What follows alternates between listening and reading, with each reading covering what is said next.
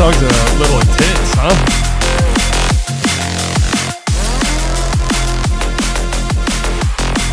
Little intense. A lot. It's a lot.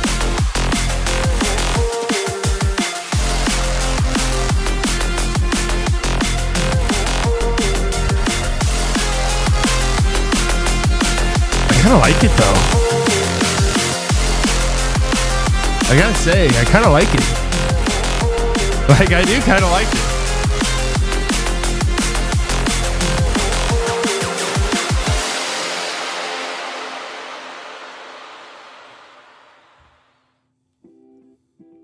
Banana.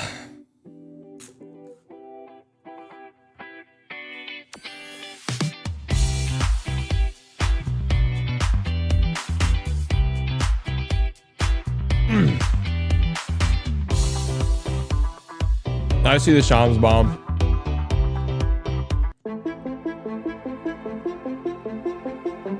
Don't worry. I see it.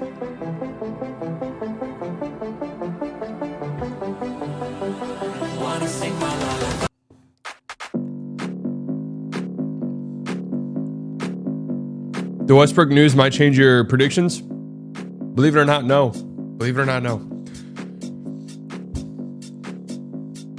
Believe it or not, nope.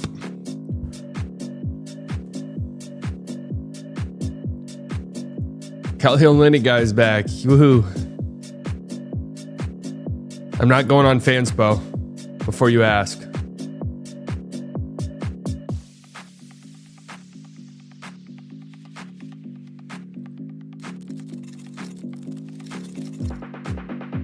Let's knock this out before we get into the weeds.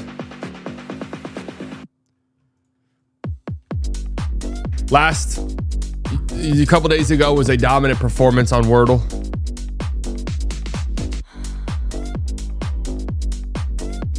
Slump.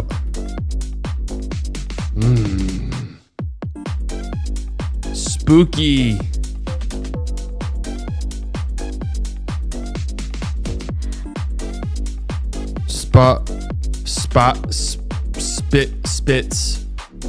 Spits.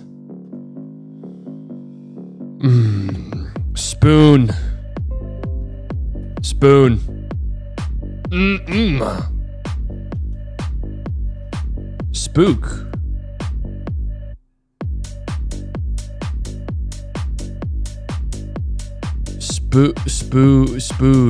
Spook. Spoof. We got there.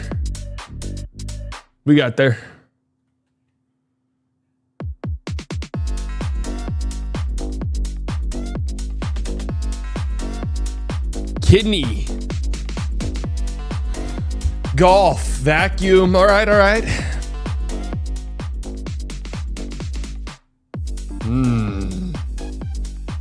Great. Delta. Kidney. Kitty.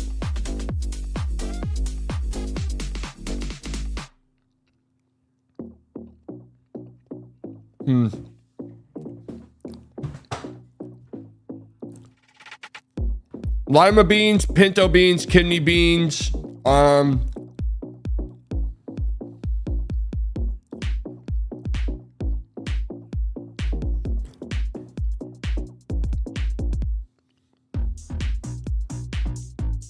What's the other kind of beans?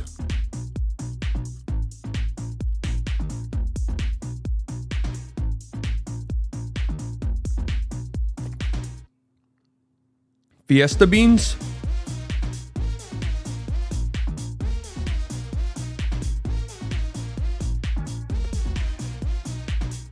They didn't even say one away, by the way. Okay. Mustang. Bronco. Okay. Bronco, Mustang, Infinity. Bronco, Mustang, Infinity. Pinto.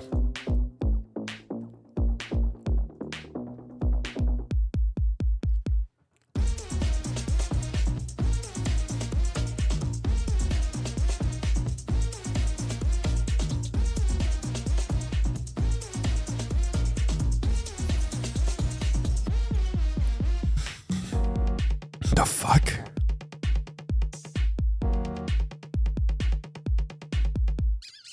Olympic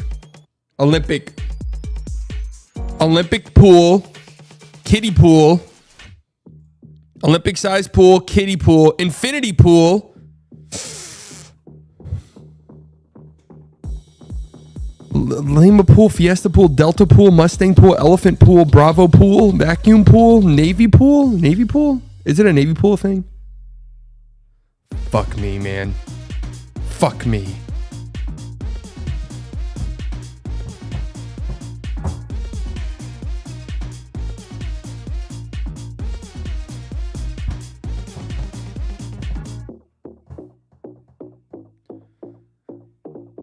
Vacuum. All right, what is it? What's the other pool one?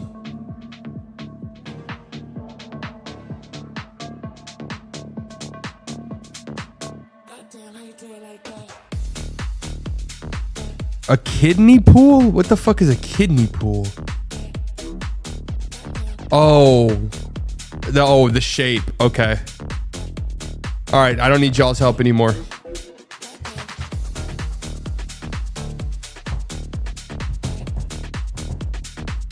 So it's not the beans.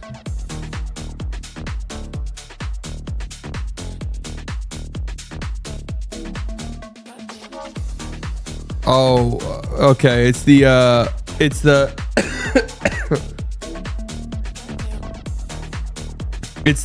what's that alphabet called? Delta, Bravo. Is G golf?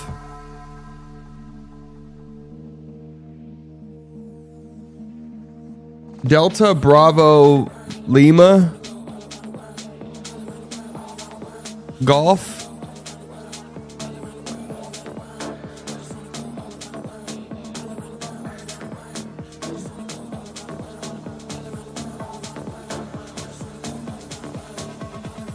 Navy. Okay, so Bronco, Mustang, and Fiesta have to be together, right? Pinto, Golf, Fiesta, Broncos type of cars? Huh? Pinto, Bronco, Fiesta, Mustang. But I already tried this, I think. Navy, Great, Elephant, and Vacuum. Could not for the life of me tell you what the fuck those are. Oh, wait, hold on a second. Wait a second. Navy SEAL, Vacuum SEAL, Elephant SEAL. Navy SEAL, Elephant SEAL, Vacuum SEAL, Great SEAL?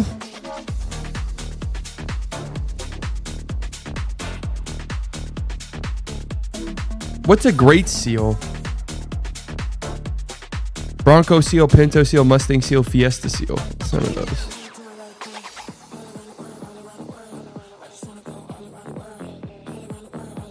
You were trying Infinity in cars before, Nico Gazer? That one was a little bit tough. I overthought that one. Was locked in on the beans. I thought for sure it had to be beans.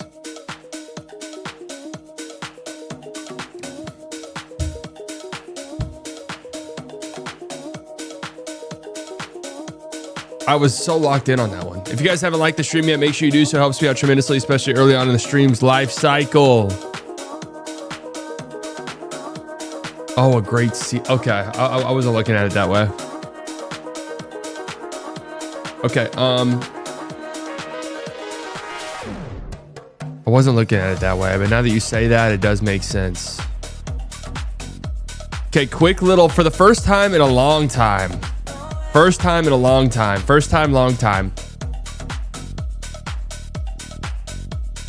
Letterboxd update. Went to the movies yesterday. And finally got a chance to see one battle after another. And it gets the rare, slightly biased 5-star seal of approval.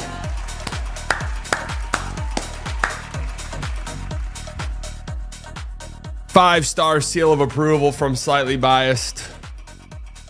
Saw your glaze of it all over the timeline. I tweeted one thing. I literally had one tweet, and not only did I only tweet one thing. Literally, my tweet was 2 words: me likey. Spoil it and I trade Coop. All right, I won't spoil it. At the end, whenever. No, it was a hilarious movie. Honestly, probably the funniest movie I've seen all year, to be honest with you. And really kind of perfectly encapsulated. Yeah, Benicio del Toro is fantastic. Really kind of perfectly encapsulated, I think, both kind of the batshit insane neo-Nazi right-wing movements and just how pathetic they are in a lot of ways. But then also, I like how it perfectly kind of balanced, like, look how fucking weird and pathetic and gross and laughable these clowns are, but also they are like wealthy, powerful people. So they do have power over the situation. But also, I did like how they did the sort of, how they balanced, I don't think they were a right-wing movement, brother.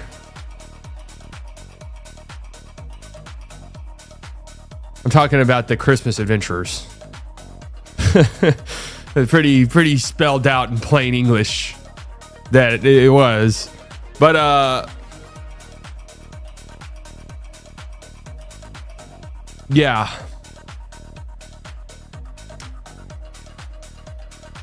I did like how this sort of more no.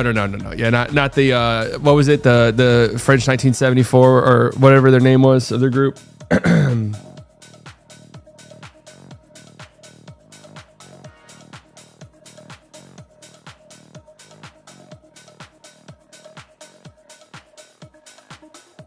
The part where he says the Christmas Adventurers is more important to me than having you. Christmas Adventurers, bro. Hilarious. But anyways, fantastic movie. I liked how they showed the infighting of the leftist group and the different sort of. You had the guy. Well, I don't want to spoil too much, but you had the guy who was on the phone towards the end, who's just like kind of this performative. You have to get the passcode right. Like you have to read the passcode text. So fucking funny. So funny. Great movie and fantastic performances up and down. And the road scene, I'm just not going to spoil it. The road scene, holy shit. That's one of the most insane sort of chase scenes you'll ever see. So badass.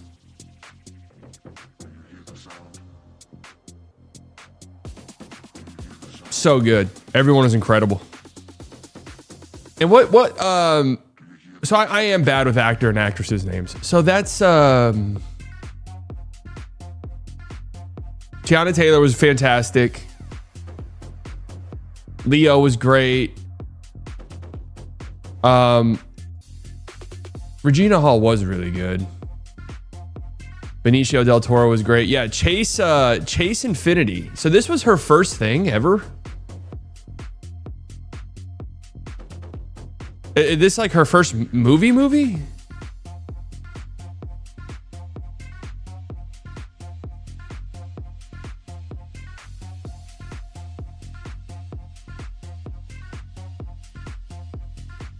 She was awesome.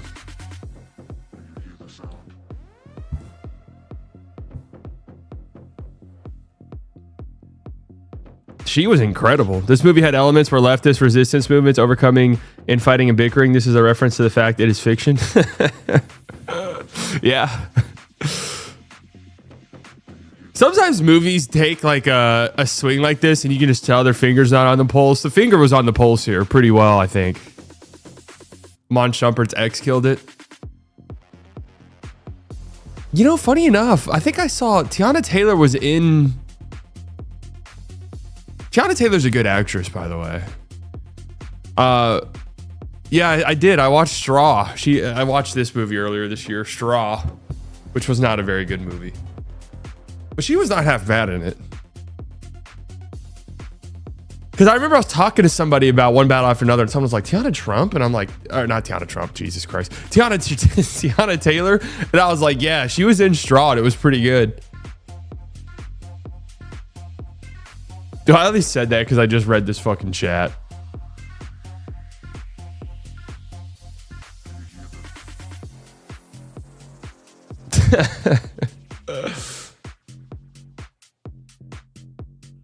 No, blame the chat. Don't blame me. Blame the chat. I've never watched a Tiana Trump video, man. Never once.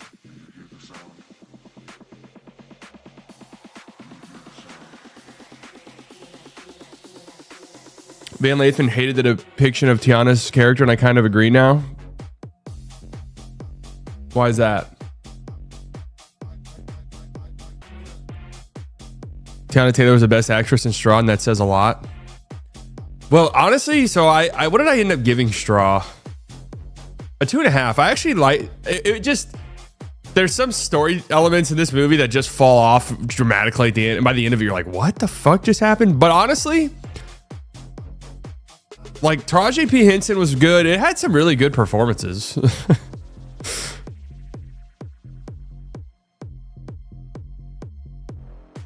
It did have some good performances, but the movie itself was just like, what? By the end of it, just like, the twist in that movie is so just like shocking.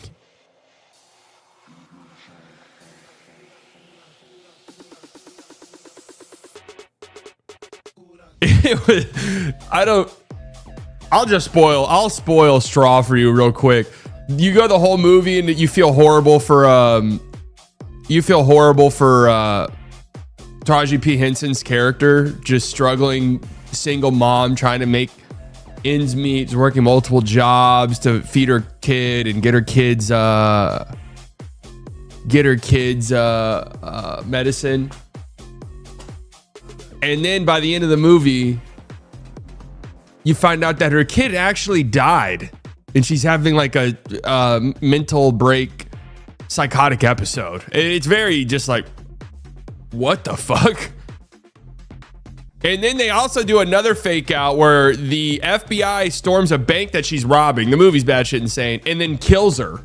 And you're like, what the fuck? This is the most shocking, sad movie I've ever seen.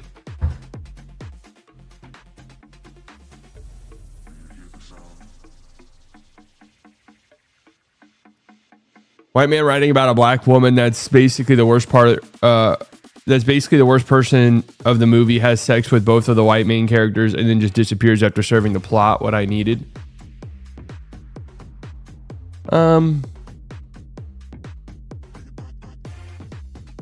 I'd say her having like sex with the with Sean Penn's character is a very important part of the movie. Like it, I think that not only obvious. Well, I don't want to spoil too much.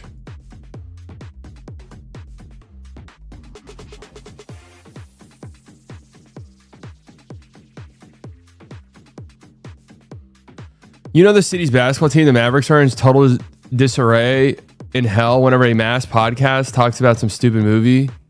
Bro, what are you saying? I'm honestly on the verge of blocking you. Let me look at your history. Message deleted, message deleted, message deleted. Let's see.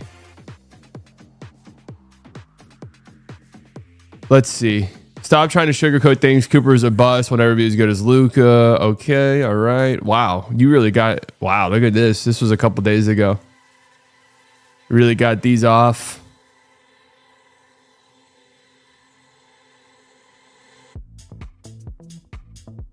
It's funny because then this clearly shows that you hang around the streams a bunch. You've also been timed out once. Like this is every stream. Every stream starts like this, the first 20 or 30 minutes.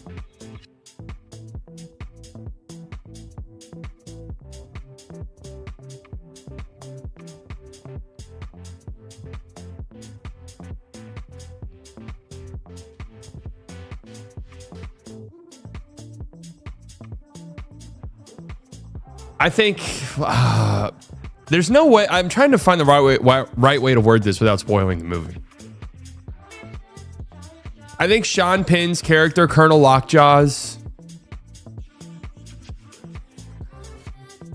basically the way he fetishizes her, I think is a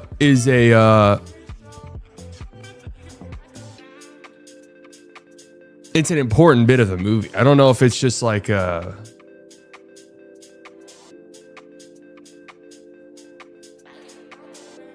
again, I'm trying to word it without spoiling.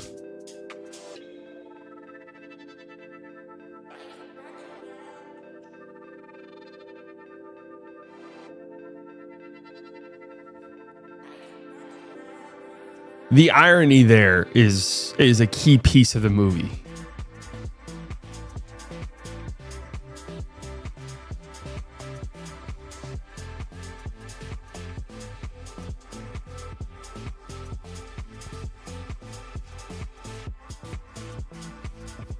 You plan on watching Good Boy? Is that the dog one? Maybe. Probably not, honestly. Isn't that a horror? I highly doubt it. People are missing the media literacy. So many people are mad at things that are the literal point of the movie. Well, are people mad? I haven't seen anything like that. And I definitely wouldn't say that about Van Lathan. Like, Van Lathan's usually...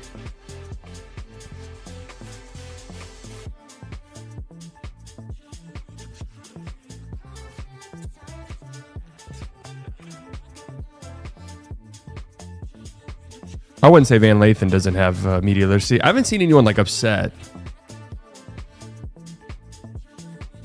Media literacy crisis was obvious when people missed the point of Homelander. Yeah, The Boys is a hilarious one. Anytime a Boys thing pops up, it's like, you guys know they're making fun of you, right?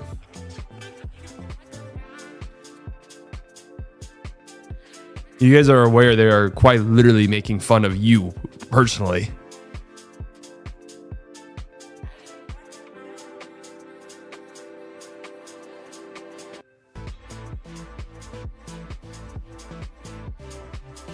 Okay, let's lock in.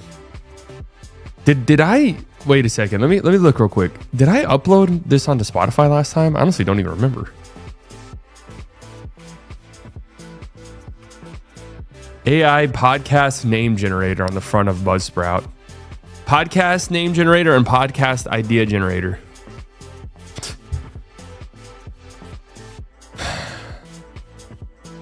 You probably shouldn't.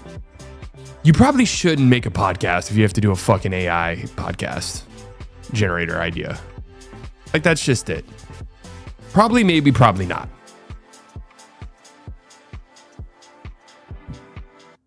Probably, maybe, probably not. Good morning, folks. It is Wednesday, October 15th. We are under a week away from the NBA season tipping off officially. If you're listening to this on Spotify, leave a 5-star review. If you're watching this on YouTube, leave a like. All of that good stuff. We got a lot to go over today. I have my Western Conference predictions to give to you guys. We did the East a couple of days ago. If you guys missed out on that, we also have some news to report. Breaking 9-time NBA All-Star Russell Westbrook has agreed on a deal to sign with the Sacramento Kings. Now, funny enough, this dropped just as I went live, and I saw some people say this might change my predictions. It's not changing my predictions. I'm just going to let you guys know that at all. I don't understand this move. I don't think it's a good fit whatsoever. I do not understand Sacramento's infatuation with Russell Westbrook and why they wanted him so badly. So I don't think this is a good move. Their team sucks. I don't understand what their team's trying to be at all. So, anyways, the baffling Kings, folks. The sad Kings is what I call them, actually. They're the sad Kings. So, anyways, that's what we have going on there. Mark Cuban was on Pablo Torre's podcast. Call me TikTok brain or whatever. I got to be real. Hand up. I'm kind of done with this story. I mean, I think, he did a fantastic job. Pablo Torre did a fantastic job of breaking this story. A lot of interesting stuff. Definitely a lot to consider. I do think there's probably some fishy shit going on. But truth be told, I'm kind of out on the story at this point until something new happens. So I don't really care all that much. I will say people have given Cuban a lot of shit, and I haven't watched this latest podcast episode to be fair. But from the Twitter spats, like I feel Cuban asked good questions.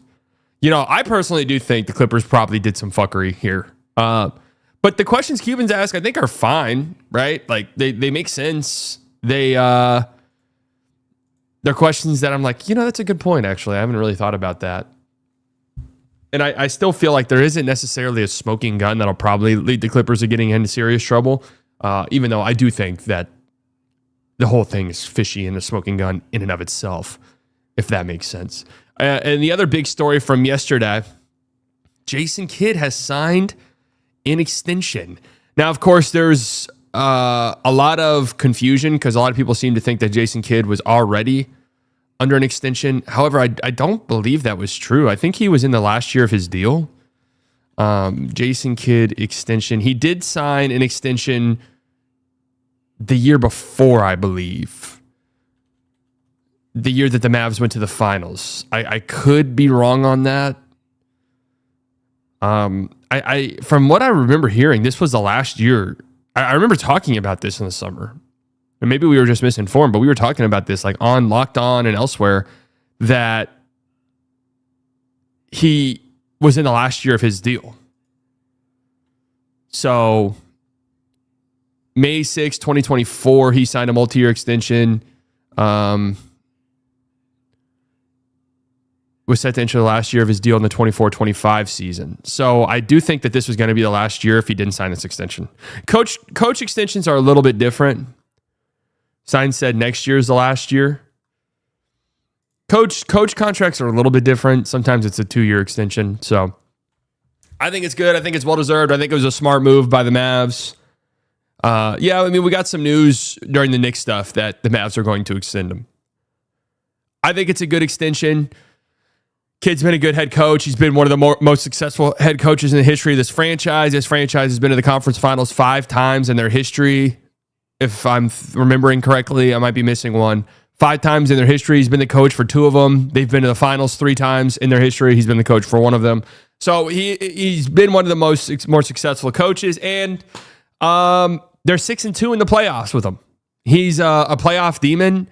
His teams, I think, overachieve in the playoffs 6 times. Okay. His teams overachieve in the postseason. And I don't know. We talked about this. I don't think they were favorites in any of the series that they won. The Utah Jazz one, I remember being close. I think they were the favorites against the Clippers last year when they made the finals. I think they were the favorites against the Clippers in that series. So either way, 6-2, being favorites in only 1 of those playoff series is quite impressive. So I like Kidd. Is he a great X's and O's coach? Yeah, I don't know. Probably not. Is he like a top 5 coach? No, probably not. But he's good. He's a good sort of, this term gets tossed around with college coaches a bunch. A CEO. He's kind of like that for the Mavs. I think he handles and manages personalities well. Players love him. They play hard for him. He's got great relationships around the league. So I think he is a good developmental coach as well. We've already seen that play out with like Giannis in Milwaukee. So I like it. I think it's good. I think it's good to have this stability as well. And you know what? Here's the thing with coaches, bro. These guys get fired. Like, that's just it. If it goes badly, they can fire him. This isn't like a player where it's like, no, we got to pay this contract. I mean, you do have to pay the contract, but you just pay that out of pocket. There's no financial repercussions for you as a team if you do want to move on at some point. So gets all the blame when the team is playing bad and injured and none of the credit when they win. Well, that's the life of a coach, though, to be fair. That's the life of a coach. So anyways, I like it. I think it's good. I think it's great. Opinions on his comments, almost distancing himself from Nico and Dumont's decisions. I don't really know what the comments are, to be honest with you. So couldn't tell you really. I'd have to go look at them.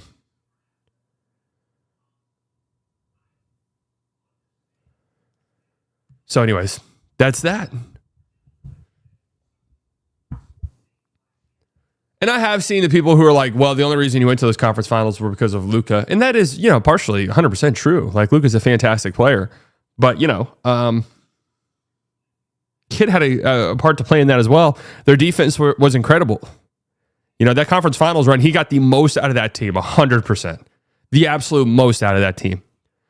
Same thing in the finals run. Defense just turned it on.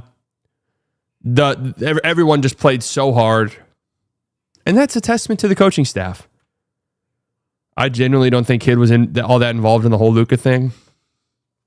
I don't think that trade gets made without Kidd knowing it's happening and at least kind of signing off on it. That's always been my stance. I don't know if Kidd was, behind closed doors like, we got to do this. But I don't think he was like, we can't do this. Does that make sense? And hey, I said this multiple times last season, like that team last year could have rolled over and died so many different times. And they weren't good. They were losing a bunch of games, but they never died. They never rolled over. They played hard. They just didn't have the pieces. They didn't have the ammo. And look, 2023 when the Mavs missed the play-in tournament entirely, I was saying, Kidd, pack your bags, you're gone. I was so fucking done with that team. It's funny because if a Luka trade happened that offseason, I don't know how mad I would have been. Obviously, I would never have said to trade him. I would have been upset about trading him, but I would not have had the same reaction. I'm telling you that much. I was so done with that team. I was so disappointed.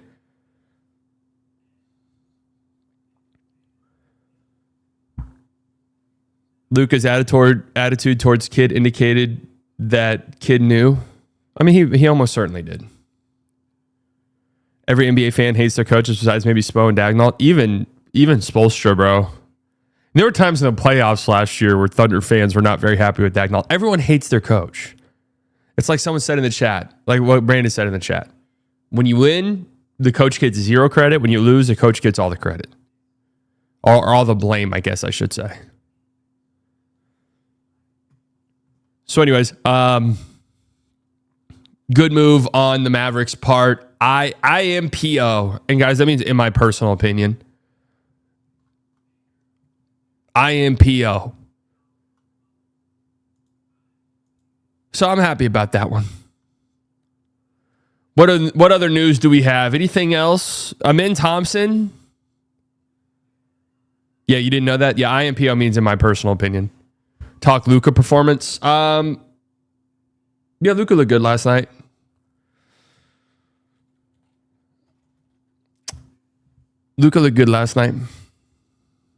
Kids just say IMO these days. Well, I like adding a personal in there just so you guys know it's my personal opinion, right?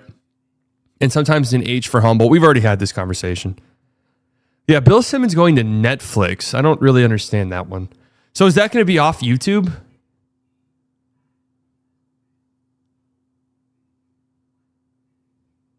I don't really understand that. Oh, and Kenny Beecham going to NBC. How about that?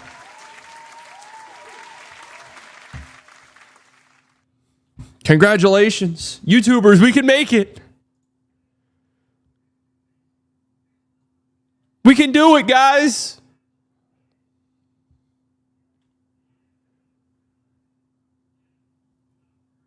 I'm just interested to see what the Bill Simmons to Netflix thing looks like. I like watching him on YouTube. I have YouTube Premium. I like watching him there.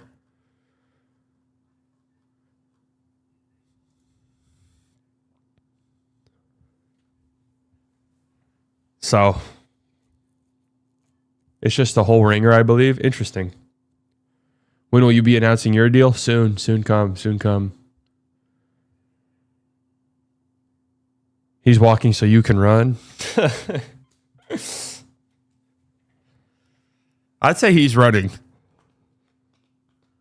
I'd say Chris Smoove walked. That's what I would say. Chris Smoove walked.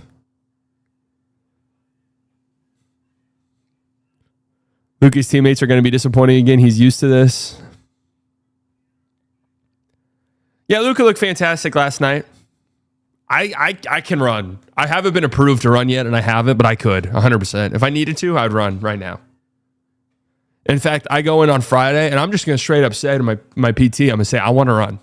I want to jog today. I don't give a fuck. I don't care. I want to do it.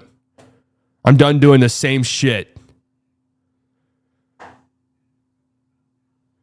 And Ryan Russello is going to Barstool. Goodbye, Ryan Russello. That will be the end of my Ryan Russello watch. Will not be listening.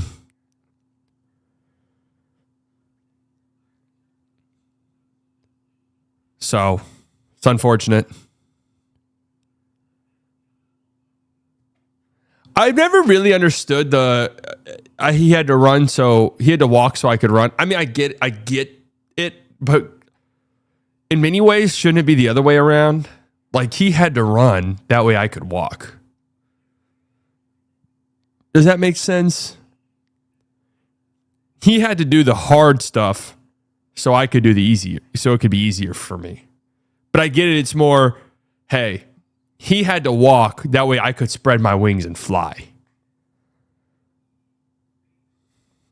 I understand it. I do get it. Just stuff that you think about, right?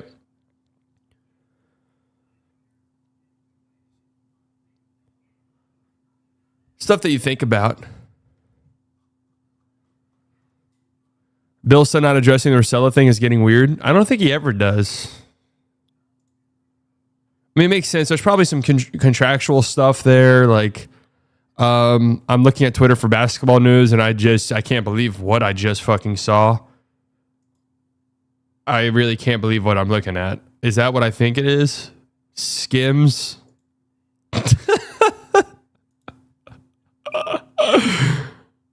If you know, you know.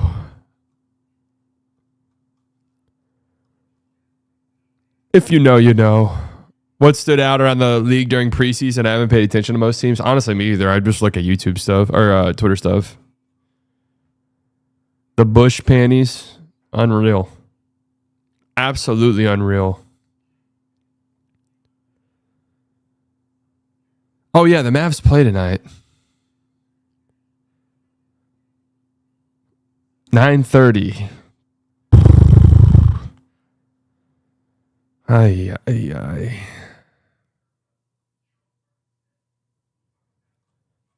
Oh, and 9:30, man. Fuck. It's terrible.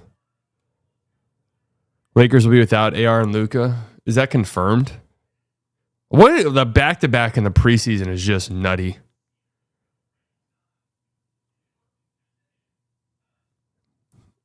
It's just, I don't understand it.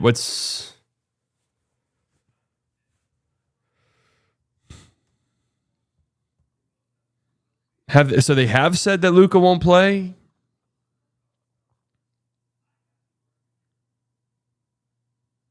I was kind of hoping that nobody on the Mavs would play, and I wouldn't watch it.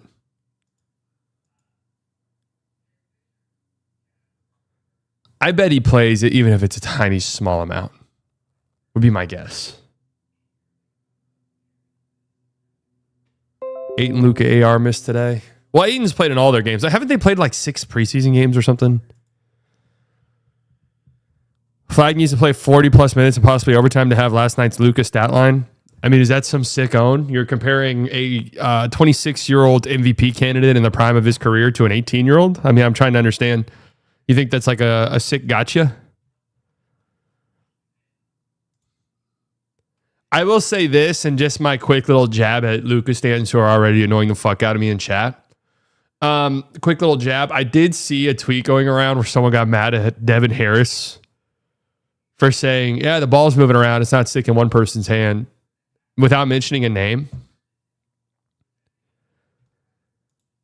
And people got mad at that. It's like, dude, that's kind of a self-report that you're mad at that. That's just like a basic thing anyone says during. It's just a basic thing anyone says. A very common thing to be said over the course of a game when the ball moves. Like that's not a shot at anybody. Any commentator for any team would say something like that.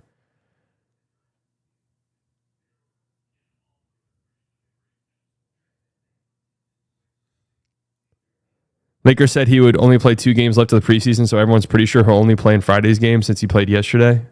They have another one? How many fucking preseason games are the Lakers playing in? God damn.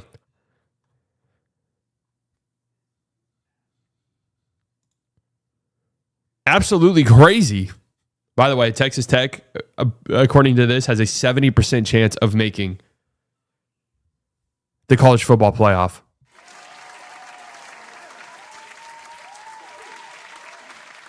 Let's go. Let's do it.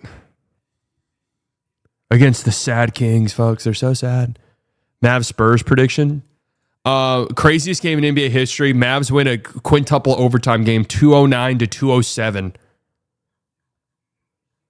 On a Jackson Peterson game-winning three. Now, if you're wondering who Jackson Peterson is, he's a fan sitting in section 301, row G, seat 15. They had to pull him out of the crowd because everyone had fouled out. And he hit a game-winning three.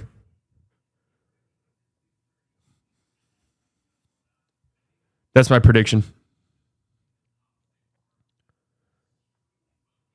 I was thinking closer to the 300 range, but I see the vision. Yeah.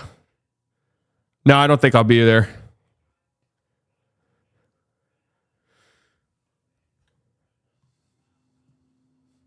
When I was in line for Fan Jam, there was this dude crying in the ear the entire time about Lucas. Shit's so annoying. In line at Fan Jam?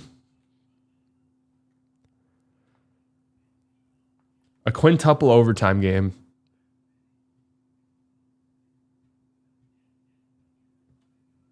How many? So what? 5-minute overtime? So it'd be an extra 25 minutes added? That'd be like a 5-hour game.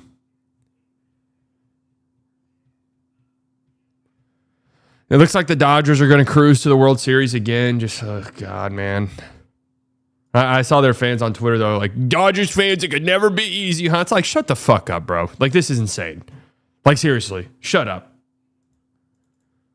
I get that's part of any fandom is like, oh, it's so hard for us. But seriously, shut the fuck up, honest to God. Because you guys are about, who's that Japanese third baseman that looks like a monster? There's some Japanese third baseman, 25-year-old, who hits 1 trillion home runs a season over there that's coming over this year. I'm willing to bet you almost anything. What is it, $25? Maybe $25 a year for the Dodgers. And maybe they'll just pay him back in 50 years from now with whatever currency we're using, maybe bottle caps. I think it might be, it's just hard. Because on one hand, like, yeah, it's annoying as fuck. The Dodgers can just pay whatever they want and now their team is stupidly stacked. But on the other hand, it's like anybody could be doing this, you know? Anybody could be doing this. So it's the, and I've seen people say the Brewers winning would be good for baseball. I actually disagree with that because the Brewers are so cheap. They never fucking spend money. Like, I don't think that's good. It's the same thing with the Rays. Like, it's cool to see the Rays be good, but it's not good for the league because they're just so cheap. It's cool when the A's are good. It's not good for the league when a team that spends so significantly less than anybody else. Connor, 22 months. Very excited that basketball is back, Mr. Bias. Me as well.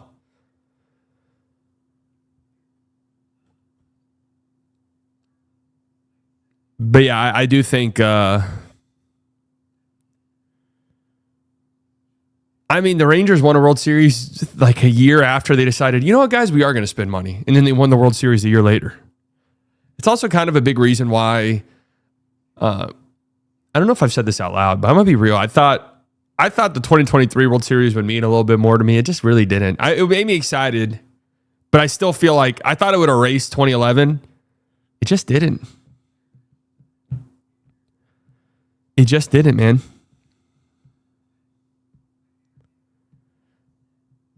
Oh, I've said this 5 times? Oh, okay, cool. Well, now you guys know again. All right, let's get into it. My predictions. The West is so hard.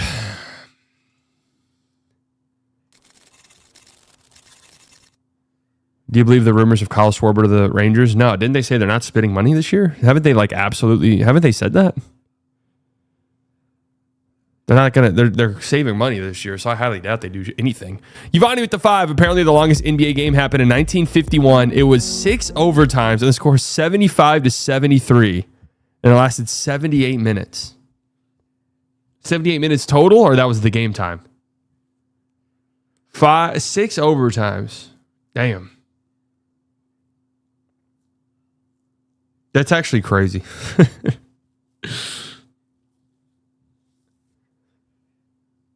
I wonder what the most amount of overtimes possible before teams are seriously like, hey, do we just fucking, like, we're done. Like, hey, he's had 63 minutes played. Like, we got to cut this off. Like, just go out there and tank. Miss these free throws. We got to get out of here. Have you seen those TikToks of cats wanting to be spanked? No. Or is that real? My cat likes getting his butt patted. All right, guys. Western Conference predictions by we're here. Here it is. Predicting the Western Conference it's really an exercise in trying to predict which teams will be healthy and which teams will not be healthy. That's basically it. You have your bottom feeders. You have your bottom feeders. But outside of those teams, everybody, I'd say there's probably realistically, I'd say there's 14 teams in the West that kind of want to be good, or at the very least be in the play-in tournament. Like, I think I'd even say the Blazers are deep down, dude, I think we can make a play-in push. So I feel as though it's just very difficult to predict. It's very difficult to predict. Let's start with my last year's predictions and the results. Actually, I was pretty impressed with myself. So I had the Blazers finishing last. Obviously, they weren't great, but they were much better than that. I don't know why I had them so bad. Utah was horrible. I had the Spurs at 13th. They were 13th. That was nice because some people predicted a Spurs breakout, and I think I said they would be really interesting, but I didn't think they'd win enough games. I did predict a season from hell for the Pelicans, and that ended up being right. I had the Clippers 11th. Now, I remember this now. The reason I did that was, again, it was you had to predict the season from hell teams, and I just predicted it would be the Clippers. That was it. It had nothing to do with X's and O's or anything like that. It was just one of these teams is going to be ravaged by injuries, and their season will be derailed because of it. And so I thought it would be the Pelicans, which was true, and the Clippers, which ended up not being the case. I had the Lakers at 10. I think for similar reasons. I didn't think AD would play enough games, funny enough. But I also just wasn't in love with their team. But they ended up being the 3 seed, obviously. Kings, I had at 9th. They did finish 9th. Warriors at 8th. They finished 7th. Grizzlies at 7. They finished 8th. So that's a nice little stretch right there for me. I kind of predicted the Grizzlies would have a rough season. Rockets at 6. I'm going to give myself a huge pat on the back for that one. Because that was ambitious last year. Having them as a playoff team, not a playing team, a playoff team. That was a gutsy call. And obviously they ended up being the 2 seed. But I'll pat myself on the back there. I had the Nuggets 5. They finished 4th. The Suns were far and away my biggest miss. I had them at 4. Obviously, they were embarrassing last year. The pathetic Suns, folks. They're so pathetic. They dealt with injuries and stuff, but really they were just a fucking laughingstock joke team. I had the Mavs 3. Need I say more about that? Timberwolves 2. They were 6. They got off to a really slow start. And I had the Thunder 1, and they finished 1. So, you're getting flamed for that Rocket spot? Oh, yeah, I remember. And I remember getting flamed for the Thunder spot. The Suns was my worst pick, I think. But all in all, not bad. And I was going back and looking at what I said were locks. And I did pretty good on my locks last year. A few misses. I had the Mavs over as a lock. I think I had the Suns over as a lock. But I also had the Rockets over as a lock. I had the Jazz under as a lock, I believe. What else? There were a few more that I had as locks that ended up being good. All right, here we go. Let's get into the predictions. 15th, I have the Jazz. I mean, they'll be the worst team in the West by far, and just by nature of them being the worst team in the Western Conference, they're going to lose a ton of games. Even though I don't think they're that horrific. And this also is factoring in, there's probably a Lowry Markkanen trade at some point this season. You would feel like they're in this weird in-between spot for a team that's tanking. This weird kind of in-between spot where it's we're tanking, we're rebuilding. We've been in year 3 of a rebuild at this point, but we don't have any blue chippers. You hope Ace Bailey's a blue chipper and he looks good. But all of our other guys are just Keontae George is fine. Probably not a franchise cornerstone. Bryce Sensabaugh, tough shot maker. Franchise cornerstone? I don't know. Walker Kessler, we got to pay him this offseason. What's he going to want? Is he a franchise cornerstone? He's a good player. Would like to keep him around. But what if he wants $30+ million? We can't fucking do that. We can't do that. And then if you trade Lowry Markkanen, Who knows? So I did have the over just because 19.5 is so small, but they'll probably go under that. And it's very possible Larry Markkinen gets traded. You know, that's true. They want AJ DiBentanza. I can't. I'm far off on the pronunciation. It is what it is. Weren't you just on State of the League and still don't believe in Bryce? No, I've come around a little bit on Bryce. But I still think they're going to suck. And yeah, Ace Bailey tendonitis in both knees. That's not the best news, but that's really not great news at all. But I mean, that could be a precautionary thing. Didn't Paige Beckers have the same thing? Pablo drone striking coming for Bryce slander. There was no slander. All right, at 14, well, we're just getting right into it. Like I said, 15, you know it's going to be the Jazz, more likely than not. Then from here on out, you're basically predicting which teams are going to have nightmare seasons, right? I have the sad Kings coming in at 14. Their Vegas over-under is 35.5. I'm slamming that under. I'm slamming it. I don't think they're a good team to begin with. Now you compound that with Keegan Murray, who's like one of their few options for floor spacing, one of their few hopes for floor spacing. He's going to miss a good chunk of time to start the season. Don't love that. I don't love it when guys are hurt to start the year. I feel like it always ends up really fucking with them, you know? And then you also have to factor in, like, dude, if a team comes to them and wants Sabonis, you have to do it. If anybody wants DeRozan, you have to do it. If anybody wants Malik Monk, you have to do it. Like, you have to do these things. You have to do these things, right? I think they'll be fucking terrible defensively. And I don't understand going out and getting Schroeder. Like, it's a fine contract for Schroeder, but I don't understand the fit at all. And now they're getting Russ, and they've been wanting Russ all fucking offseason. I don't understand it at all. I don't understand it. And I think defensively they're going to suck. They're going to be so bad. I think this team's going to be bad. And I think they probably like blow it up by midseason. But then again, I think about that and I'm like, blow it up. But are teams lining up for Zach LaVine? No, we already know that. Are teams lining up for DeRozan? Are teams going to be lining up for Sabonis? I don't know. I do think Kuminga will probably be on this team by year's end. There's just so much smoke there, mutual interest. I do think Kuminga will be on this team by season's end. So we'll see there. But yeah, man, I don't. This team to me just screams shit. No offense to him. And I'd love to be wrong. I really would. It sucks to see the Kings be bad this often. You know, I could see them somehow losing more than Utah. The Kings, part of this is like, I don't think they'll be good, but I think it'll really, really tail off at the end of the season. Like last few months, I think it'll be really bad. How do you even rate Sabonis as a player? I have no idea. Really good, really solid center that if you put right pieces around him, i.e. shooting, could be a really good offensive hub for you. But this Kings team just doesn't make sense anymore. Like it just doesn't. When they had Fox and Keegan Murray was young and was this really exciting 3-and-D guy before the 3-point shooting was apparently just very inconsistent. There was some okay, I see the vision here with what they're trying to do. They're just going to fly up and down the floor. They got the fastest ball handler in the league.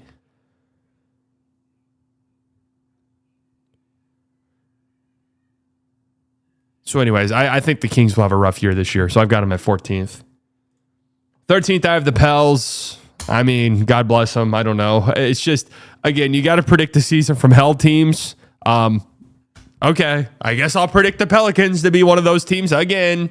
Although I do like their roster. I've done this, though. I've done this with them numerous times. If I look at the roster, I'm like, well, if they're healthy, Jordan Poole is an upgrade over CJ. He is. Fears is probably going to be a little bit up and down. It's just the type of player he is as a rookie. But I like him. I think he'll be pretty solid. Zion's fucking awesome. He looks great. Fantastic from a physical standpoint. I hope he stays healthy. I really do. And low-key, I have seen some stuff from the preseason. Kevon Looney's going to be kind of important for them. Kind of important. Only thing is, though, is like they're injured every single year. We've reached a point now where it's like, yeah, they're a cursed franchise, but all these guys are just injured. And unfortunate I tweeted this out a few days ago. It's like we always hear like the overly optimistic. This guy's gonna have a break. This guy's gonna have a breakout. All of these different breakout guys in preseason. I want to hear about the guys who are going to be fucking terrible and having awful preseasons. Jordan Hawkins is one of those guys. Does not seem like an NBA player, unfortunately, and I really thought he could be. I really liked him, and I liked his like movement, shooting ability. It's just not. It does not look like an NBA player, to be honest with you.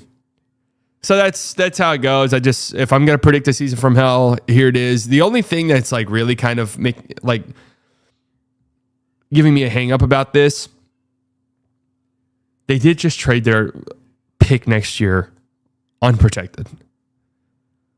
So there's not going to be like a tanking end of season thing. You know, you're not going to get that from them. They don't have the incentive to do it.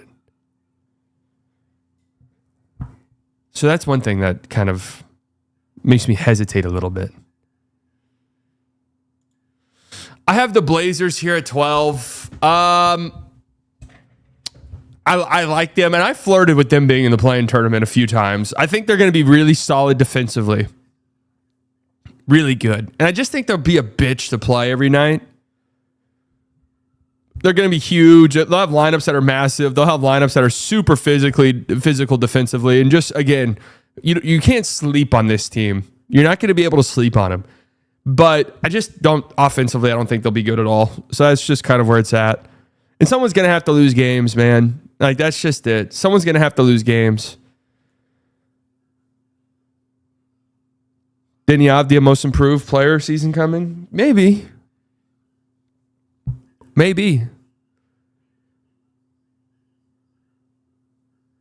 I don't have too much negative to say. I'm interested in Shane Sharp. He's had some moments throughout his young career so far. He needs to stay on the floor one. He's looked pretty solid in the preseason.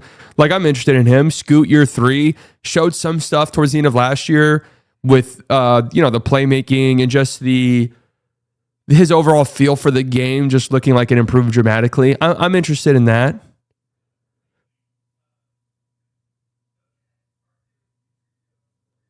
Big Tariff going to be a Rookie of the Year finalist. I don't think he'll play enough. He looks really slow. He looks fun. He's fun though. Big Tariff is a fantastic nickname. I think Blazers are going to stink really bad. They don't own their pick. Is their pick to the Wizards for Deni Avdija this year? Or is it lottery protected? Young and handsome. They'll be fun to watch, though, I think. They were pretty fun to watch towards the end of it last year. I mean, their pick's top 14 protected, so lottery protected. I don't know how much they'll have to worry about that, to be honest with you. I do have the Suns here at 11. I kind of... some of this for me is... Okay, if D-Book has year, that's really concerning for me because I already think his overall performance has kind of trended downwards in the last few years, which I'll if you want to just write that off as this Suns team was a joke and the vibes were so fucking shit, then okay. I'm happy to write that off. Suns size is kind of scary low key. They do have a lot of size. Jalen Green being hurt to start the season does kind of suck, in my opinion. I think I think they could be a little sneaky. I really do. I think people are writing them off very quickly. Obviously, losing KD sucks. Losing Beal. So I do think that if anything, it shouldn't be as frustrating watching them this year in the sense that I do think they'll play much harder. You know, I do think it'll be a lot less like pathetic looking. Now their talent has gone down dramatically. I do wonder, they're doing the B-Book point guard thing or Jalen Green point guard thing. Like, gross. And I think Malawatch will have some ups and downs. These rookie centers, rookie bigs, especially ones that are kind of more on the raw side, always have problems early on in their careers, typically. Nick Richards, can he stay on the floor? Who knows? Suns are kind of a team that will beat the Thunder by 20 the next night, lose to the Jazz by 30. Yeah. Butler did look good last night. Their C team beat the Lakers. Their C team beat the Lakers. So anyways, I have them right outside the play-in tournament, and I think they'll be better than people are expecting. I think they'll go over this win total, would be my prediction. And they're another one of these teams where they don't have their pick, correct? So they don't have like an incentive to shut it down and tank. I have no idea how Jalen Green re-aggravated his hamstring when he played over 180 straight games for the Rockets. When was the initial hammy injury? Maybe over the summer. At 10, I have Memphis. Again, it's an exercise in predicting season from hell teams. Memphis already is starting off on a not great front foot there. Do we have any updates on like Ja and Jaren Jackson Jr.? I've seen people optimistic that Jaren Jackson Jr. might play opening night. Will Memphis have the worst vibes in the league this season? No, I don't think so. John Morant and Jaren Jackson Jr. injuries. Both guys are progressing very well and are able to do significantly more than they were a week ago. Could they play in the preseason? You'd have to ask that to the medical team. I coach the players available. Okay. So those two, even if they do miss some time, it sounds like it'll be very minimal amount of time. But Brandon Clark's going to miss some significant time to start the season. Edie's going to miss some significant time to start the season. They're just so hurt all the time, man. Just so hurt all the time. Has Brandon Clark ever been healthy? No, that's what I'm saying. These guys are always injured. Now, I will tell you a player that I'm very interested in watching, and I don't know if he has the offensive juice necessarily to win an award or anything like that. Year 2 guy. Jalen Wells, I'm interested in. I really am. I'm going to watch I'm going to monitor his year closely. He was phenomenal last year defensively. Had before he got injured, and even then, he got injured very late in the season. Did play 79 games. That's right. That was one of the last games of the season. He got hurt, missed the playoffs. But they did add Ty Jerome. That's true. I wonder what that looks like with Scottie Pippen Jr. I wouldn't be surprised if Scottie Pippen Jr. is on a new team by the end of the year. But there was some outside, Jalen Wells Rookie of the Year arguments in kind of a weak rookie class. He did finish 3rd in Rookie of the Year voting. So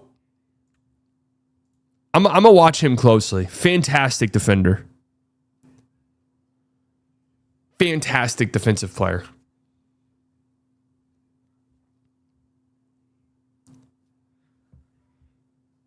They had 2 of the better rookies last year. Yeah, they did. Edie finished 5th in Rookie of the Year voting. No more Bane. Yeah, I do think the Desmond Bane loss is going to hurt them. But I do think that provides a pathway for Jalen Wells to continue to grow and develop, which I think is quite interesting. Again, these teams, and we've seen this over the last few years, the teams that are 10th and 9th in the West are good teams. They're rock solid. It's just a very tough conference. At 9, I have Golden State. So this is one I'm differing greatly from ESPN and shit. I'm trying really fucking hard. The last few days in preparation for this, I have tried so hard to get to where some other people are with the Warriors. And I understand their record when they, after the Jimmy trade, what was it, 21-6 or whatever it is. I get all of that, and that's great. That's fantastic. They did look good in those games. They're so old. I'm sorry. And sometimes these older teams, one last hurrah. Every time I think of this team, the only thing that pops into in my brain, you light my fire, you light my fire, I'm feeling fine. Outstanding. I cannot shake it. Kuminga got ejected last night. Hasn't been very encouraging preseason returns for him so far. Probably will almost certainly be on a new team by the end of the season.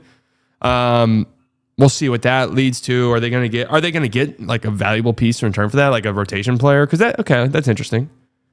I definitely think we saw them. They didn't, trade the farm for Jimmy. Are they a team that could be uber aggressive? Like use Kuminga as a trade piece. All right, one last hoorah trade. But dude, they are so old, man. So old. Way too low. I don't care. They're so low. Are so old. I'll believe it when I see it. In a regular season where you like some of these top end teams in the West are so athletic, are so big, are so young. Man, there's people who predict that they win 55 games. Like if I'm wrong on that, hey, maybe Steph is the MVP this year.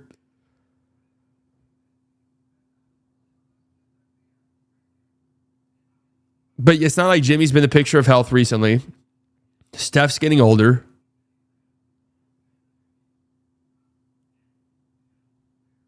I generally think as soon as Curry misses any time, they're going to go on a losing streak. Yeah, I mean, if Steph, you can say this for any team, but if Steph gets hurt, yeah, I mean, that's going to fucking... He's played regular season games by and large. So I won't just like pencil in Steph for missing 20, 30 games. I'm just sorry. I really can't get around to it. Warriors had a good bench. They'd be okay. Kerr having guys overthinking the game.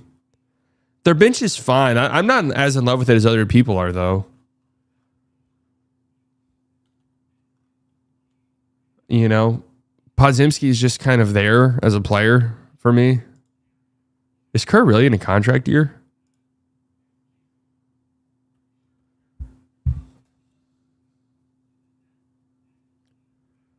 The guy with Kyrie, a rookie, and AD Gafford Lively talking about Warriors aren't going to be healthy.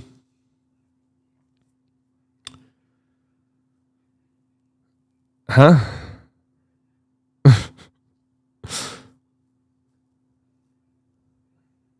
Pods or Kuminga have to take an offensive jump for them to be better. It really has to be Pods. I'm out on Kuminga. And they're not. Kuminga finishing the season on the team would be a huge shock.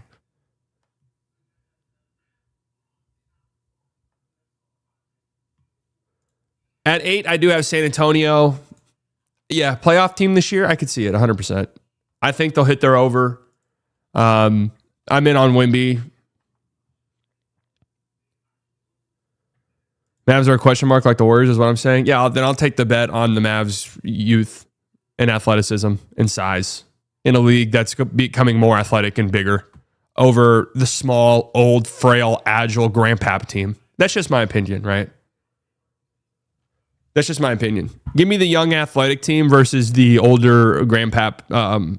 I can't run up the floor team. Spurs will be higher than the Clippers. Watch. The thing with the Clippers, I always go low on them in the regular season, and they're always fucking good. Yeah, all these teams are hard to predict. Yeah, they are all hard to predict. So I have my hesitations with the Spurs a little bit. I still don't know if they'll be like good enough offensively. I still don't even know if Wemby will be like really taking a leap offensively that would be needed for them to be like a top 4 team or to have like a real breakout. It's 100% possible. Their guard rotation, obviously, I'm in love with Dylan Harper. I'm in love with him. There's no way they do the De'Aaron Fox trade if they knew they were going to get Dylan Harper. No chance.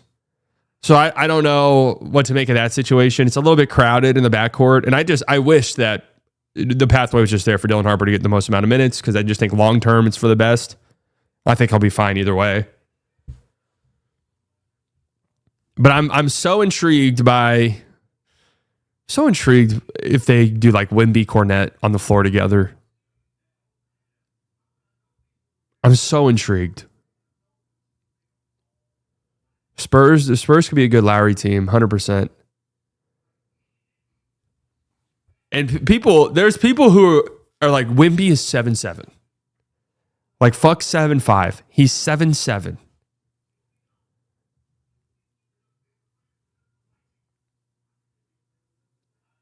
This could be the Wemby year is going to happen at some point in the next few years. Is it this year? Is it next year? We already know he'll be the most impactful defender in the league, right? Can he play 65, 70, 75 games? And if he he looks a lot stronger. We've seen the shoulder bump highlights so far. He just looks a little bit more aggressive and assertive offensively. Never really been shy, but just looks a little bit more in control. I'm in on the Spurs.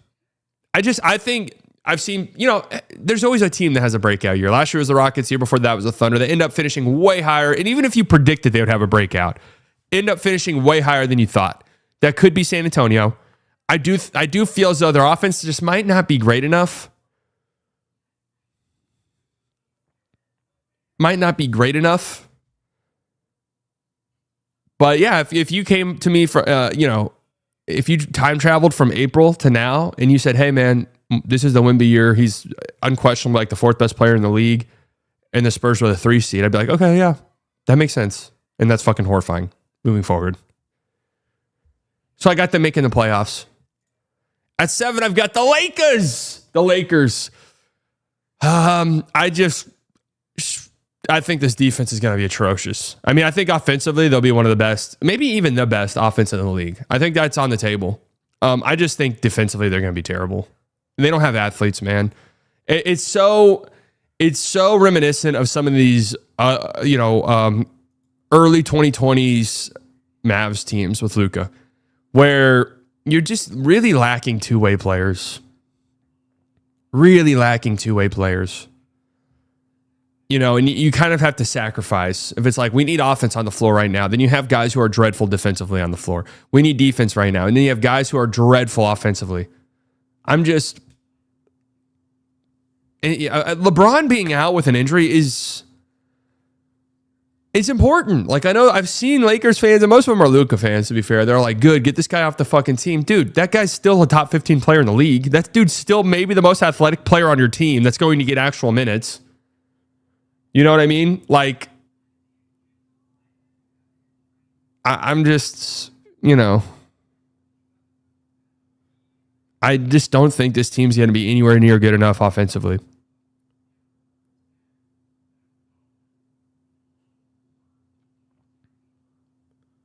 Lakers could be good for the season, but there's no winning playoff series with Luka defense. Luka and AR plus minus far better without LeBron. That was half a season sample size.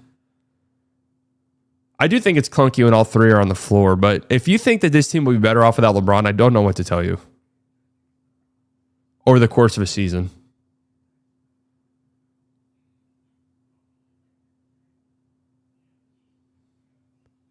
Luka will have to be historically great for them to even touch top 6.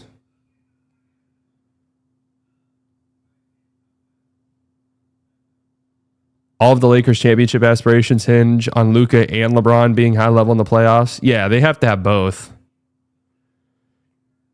Ayton is better than what the Lakers had last season. Yeah, for sure. You have watched Luka in 22, 23 being top 4 before injury, playing with Josh Green, Bullock, and Powell, and you think they're going to be 7th with LeBron and AR? Yeah. Yeah.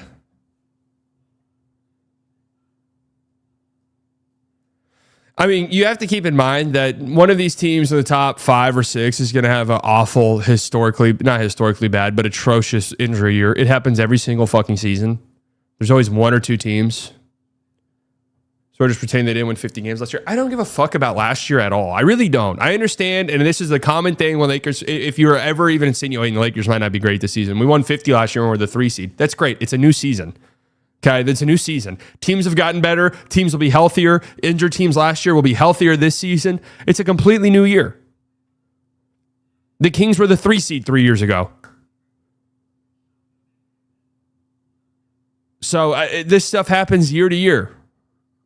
It's a different season entirely.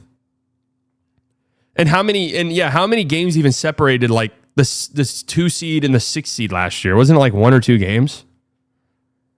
Like, it wasn't like they were the 3 seed and won 58 games and were 10 games better than everyone else.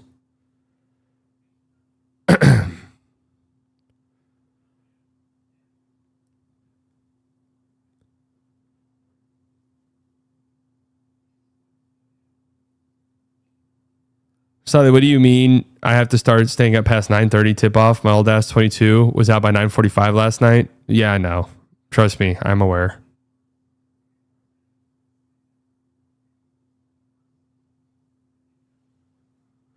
If Lakers have a skinny and healthy Luke all season, I wouldn't put them under 4th. I'm very not bought into their defense at all. Again, the league is becoming so athletic. And that's why those Mavs teams started to ascend, is you finally got Luka around, like, I wouldn't say like big time two-way athletes, but guys who could contribute on both ends of the floor and were athletes.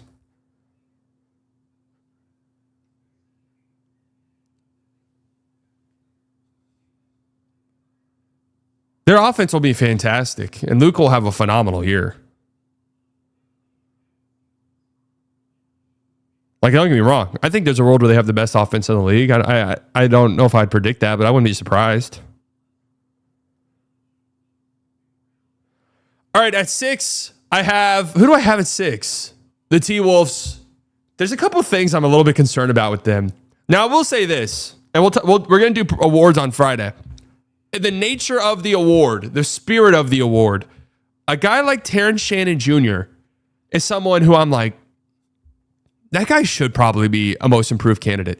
Now, it's not going to happen because I don't know if he's going to put up the stats to make it happen. Right? The stats to make it happen. Because it's always like a guy who's already broken out and now we're giving it to him a year too late. But I like Terrence Shannon Jr. Mike Conley is teetering on being so washed that it's concerning to me. And I'm worried about Anthony Edwards. We've been waiting for that big playmaking leap. He's gotten better. We've been waiting for that big playmaking leap. Dillingham, oh man, those guys are so questionable. Those guys are so questionable. But the Rudy Gobert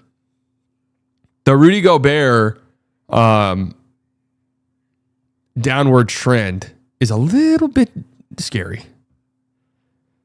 It's a little bit scary. You know?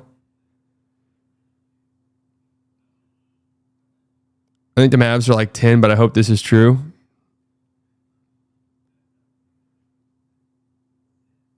The Rudy kind of because the thing is Rudy's an absolute zero offensively. He does set good screens, but Rudy's an absolute fucking nothing offensively. But what's offset that is him being an absolute elite, top of the class defensive player. If he's just like great defensively and not like all world defensively anymore, that changes a bit. It changes some things. I still think they'll be great, though. I think Ant will have a fantastic year. And again, Terrence Shannon Jr., bookmark that. Think about that guy. They lost Nickeil Alexander-Walker, but I think Terrence Shannon Jr. is somebody. Yeah, the Rudy Gobert Game 7 fadeaway jumper against the Nuggets. I mean, that's one of the most insane shots we've seen in a long time.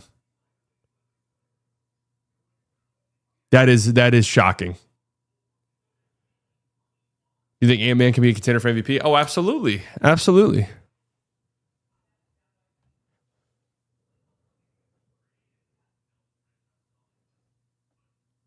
Absolutely, I think that. At 5, I got the Clips. Again, last year I predicted them to have a season from hell. They're old. They're injury prone. This year, same thing. They're older. They're injury prone. This whole Kawhi situation is hanging over their head tremendously, but they're always very good in the regular season. They'll be fantastic defensively. they're one of these teams like they'll be fifth, but it's like fuck, we gotta play the Clippers in the playoffs, even though it was a little disappointing last year. And then you say we gotta play the Clippers in the playoffs, and then it's like okay, just get to game 6, and you know we're gonna win the series because James Harden shits and pisses all over himself. So you do have that going for you. John Collins I feel like doesn't get talked about a lot. That's a really underrated move. Like basically going from Norm Powell, who's the best player out of the bunch of Norm Powell, Beal, and John Collins. But going from Norm Powell to Beal and John Collins is kind of interesting. I think he'll play pretty fucking well next to Harden. Like that'll be a nice pick and roll combination. And then you have Zubats, obviously, who blossomed into one of the best defensive anchors in the league last year, as well as we already knew he was like this massive body, great screen setter, good pick and roll guy with a very, very difficult, nearly impossible to guard hook shot, but just turned into a rock solid center, man. One of the best centers in the NBA.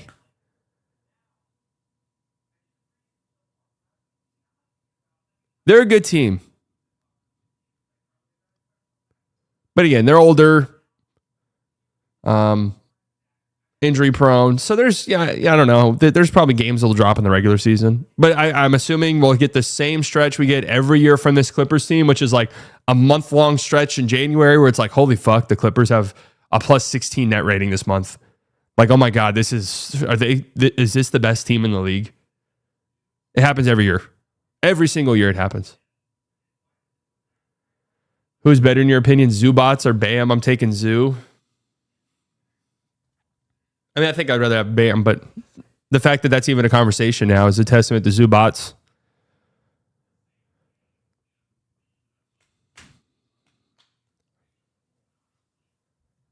His mom calls him Bamonte.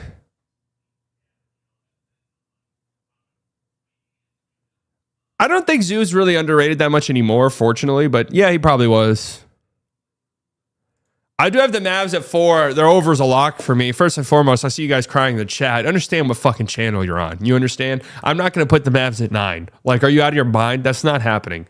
Get out of your own head. That's not happening. You're out of your skull. Okay. The thing is, I think the Mavericks, we're talking about regular season. I do think the Mavericks are going to be a nightmare regular season team to play. Like they're going to be ginormous. They're going to be physical. They're going to be a good defensive team. They're going to be athletic. They're going to play fast. That's not a fun team to play in the regular season. Okay. That's not a fun team to play in the regular season.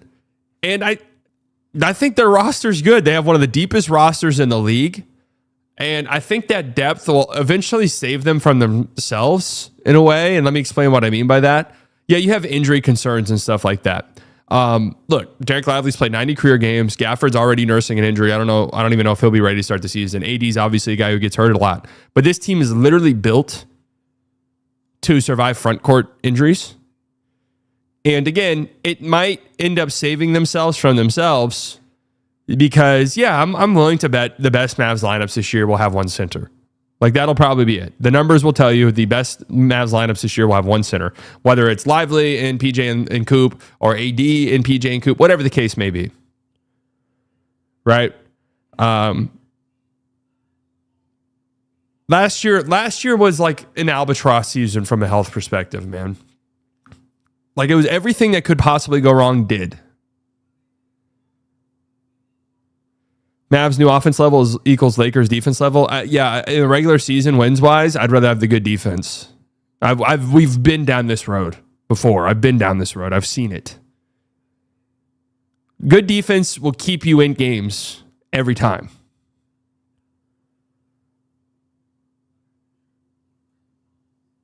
Canes or Lanes? Lanes easily. It's not even fucking up for debate. Kane sucks.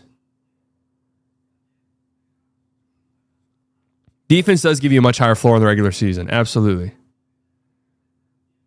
Talking about the Mavs that just lost to the Hornets.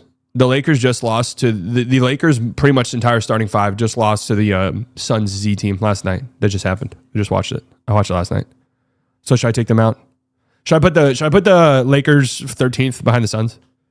I'm just trying to like match y'all's logic here, right?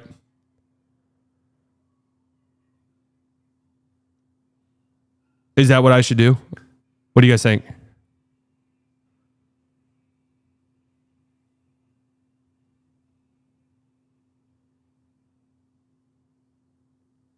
team needs offense to get through regular season and elite offense to win playoffs. Yeah, for sure. This isn't a playoff prediction.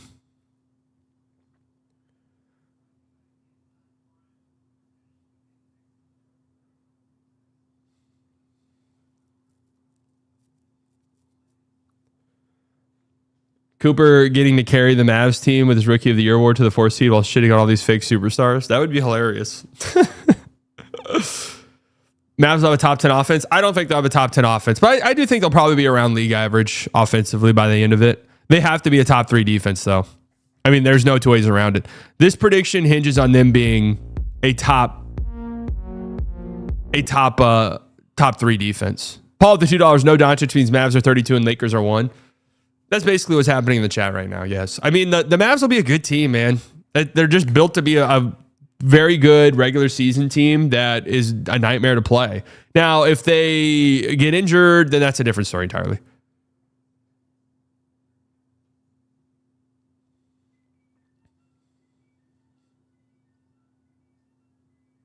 The defense is a higher floor thing just isn't true. Teams whose net ratings are driven by above average defensive ratings finished with similar records to those who had good offensive ratings. So what I'm saying basically is the difference between I think one team will have a terrible defense, not average, terrible defense versus a team that'll have a great defense.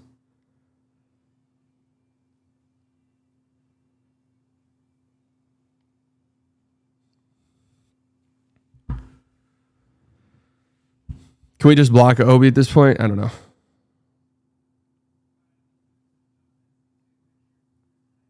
And just a reminder that usually 1 or 2 games separate like a 5 or 6 team clump in the West. That's always how it goes. Always from like 7 to 3. There's like a 1 or 2 game difference between those teams.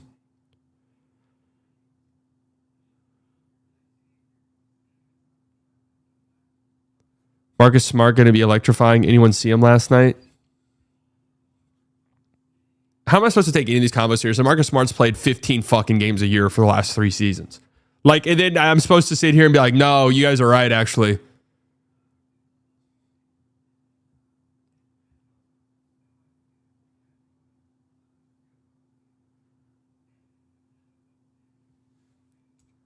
At number 3, I have the Rockets. I still think they'll be good. I don't know. I think their playoff ceiling has maybe dropped a little bit with Fred VanVleet out, even though I think if they feel around the trade deadline that they're in a position to win a championship, they'll make a move. But I think they'll be good in the regular season again. They have the same exact formula that made them good last year. It's these teams in the regular season, the teams that play fast, that play physical, that have size, that play defense every night, they're fucking nightmares to play in the regular season. Nightmares. So I still think the Rockets are going to be good. I'm super pumped to see Amin Thompson. Hopefully he doesn't get suspended for regular season games. Surely not, right? Şengün,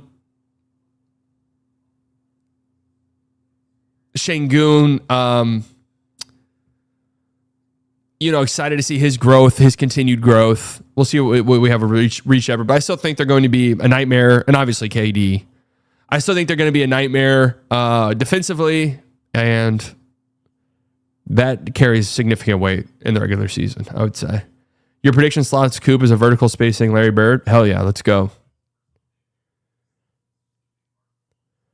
I think I agree in a sense that, if they don't make a move in the backcourt, the playoffs, I'll be quite concerned with their half-court offense. But, I mean, that was a problem for them all last year. And obviously they had Fred VanVleet. They didn't have KD, but they had Fred VanVleet. And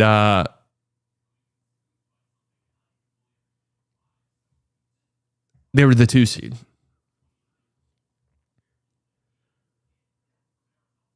I think Flag is legit underrated right now because he's on the Mavs.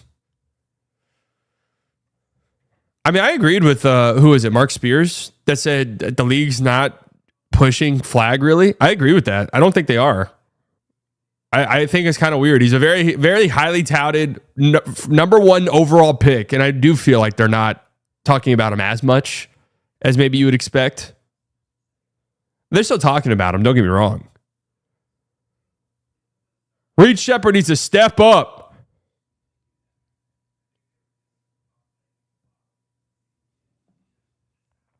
Of course, he's no Wemby. Wemby's a once-in-a-lifetime prospect. When they say generational, I don't like that term. Wemby truthfully was a once-in-a-generation type of prospect.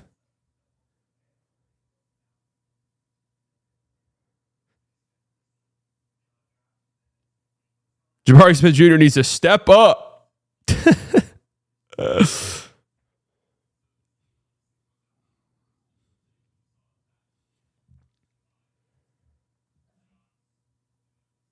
I'm excited to see Jabari Smith Jr. too. Yeah, so I still think the Rockets are going to be a good regular season team. Playoffs, that's where some questions start to arise. But they're also similar to the Mavs. They're so deep too that they can, there's some guys that I don't know if they can survive injuries too, like significant ones, but they can live with like a KD misses 2 weeks type of thing. I think Şengün's one of those guys that really hurts him if he's out because of how much I think they'll use him as an offensive hub without Fred. Like, Amin Thompson's probably going to hurt a lot because of how important he is defensively if he has to miss any real time. Number 2, I have the Nuggets. I think they're going to be fucking awesome.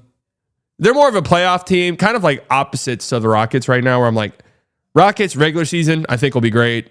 Postseason, questions. Nuggets, postseason, I think they'll be fantastic. Regular season, yeah, maybe they're the 3 seed or 4 seed or some shit. But, if you're Denver, obviously, you want to avoid, you want to be the 2 seed or 3 seed, whatever it is, to avoid getting OKC before the conference finals. But yeah, I think this will be a tremendous year from Denver. Jamal Murray needs to play well this year for them to have a real shot. Yeah, for sure. He's looked pretty good, though, so far. I think people talk too highly of Tim Hardaway Jr. and Bruce Brown as additions, but clear number 2 regardless. Well, I think the reason people talk about them is the Nuggets bench has been notoriously fucking horrific for years. And so you are getting like Bruce Brown. We'll see. It's been 2 years since Bruce Brown's been good. But yeah, we've seen Bruce Brown be really good on the Nuggets. Tim Hardaway Jr. is a good bench player to have. Jonas Valanciunas is the best backup big Jokic has ever had.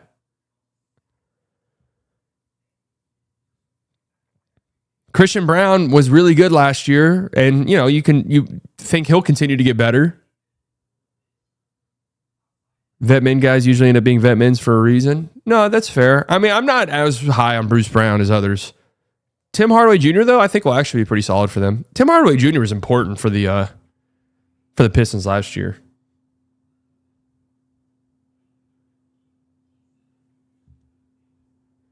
Honest question, whose pick does OKC somehow have this year that'll give them a lottery pick? I think don't they still have a Sixers top 7 pick or whatever that was?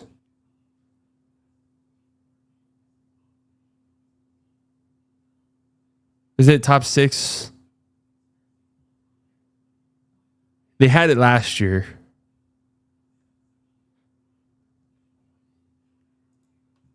And number 1, I have the Thunder. I think they'll probably win 70 plus games. Truth be told, I think the Thunder will win 70 plus games. So I have their over as a lock. They're going to be awesome this year. What is there to say? I think Chet probably takes a step forward offensively, which would make them unbeatable. Just going to be real with you. That's my prediction. I do think we get Nuggets Thunder conference finals, and I think we get Thunder winning the West, and I think the Thunder win the finals. So my predictions would be Thunder Knicks in the finals with the Thunder winning. So, yeah, 70 plus win season. I think 100%. That's what. Dude, they won. We still doing this Thunder gimmick? Yeah, guys. I'm still doing the Thunder gimmick. Still doing the Thunder gimmick, guys. Thought they'd be the 1 seed and win it all last year. After going into the playoffs, I thought the Celtics would win it all. Turns out they were the number 1 team and did end up winning it all. I'm still doing the gimmick, though.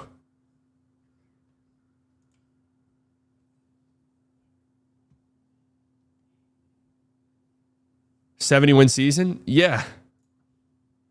They won 68 games last year. They won 68 games last year with Chet missing half the year and Hartenstein missing half the year. Is that kind of crazy?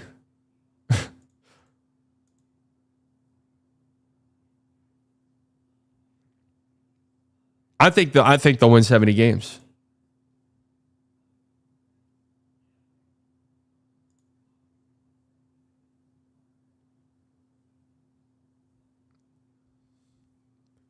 1-3 versus the Mavs. That's true.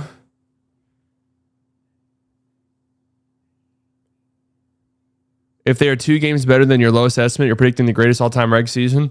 Maybe. Maybe it's in the cards.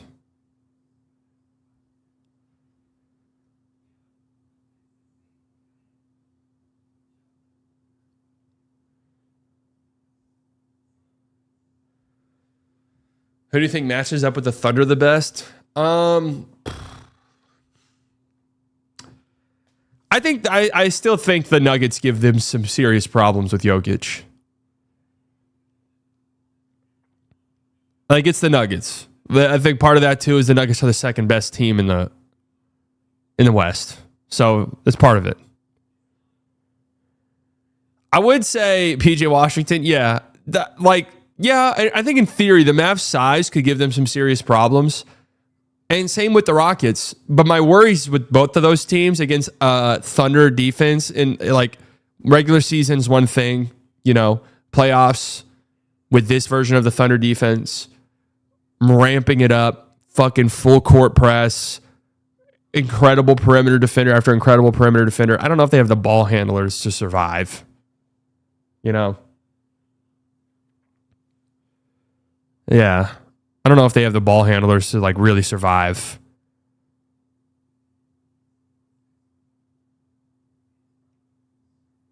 I think like a healthy Clippers team is kind of poses some interesting problems for OKC, but it's the Nuggets.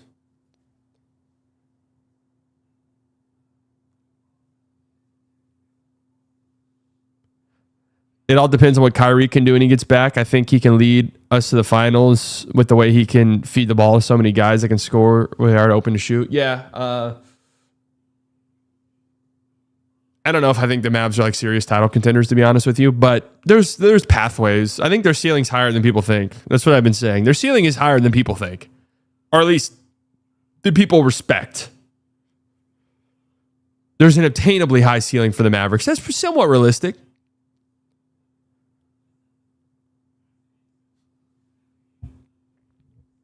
Praying that OKC doesn't repeat.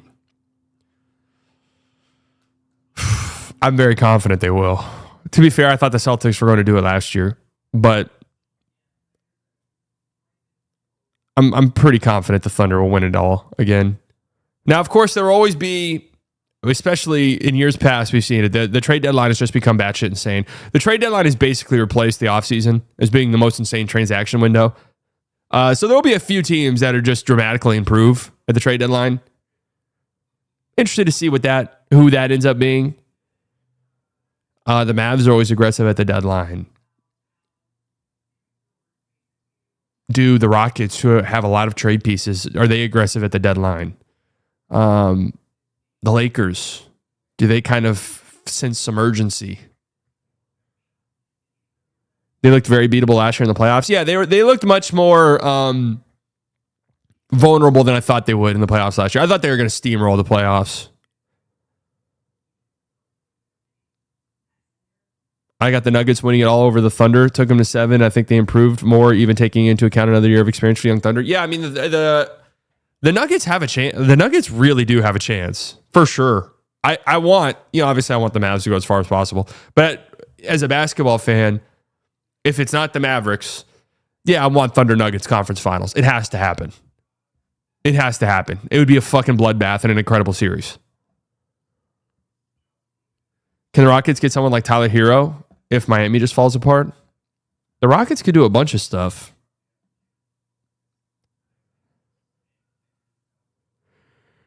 There needs to be a preseason prediction contest so all these national media members can be judged on their performance like they constantly judge teams and players. It's so hard to predict preseason, though, because it really boils down to who's healthy and who's not. So you're basically predicting health.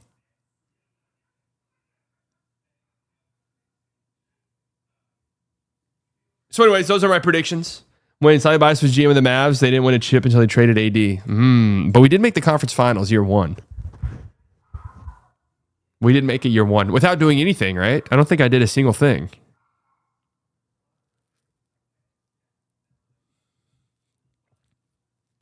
In this scenario, okay, so in this, if my predictions hold, our playoff matchups will be Spurs versus Thunder round one. That's funny. Nuggets versus Lakers round one. Wolves versus Rockets. Mavs Clippers again.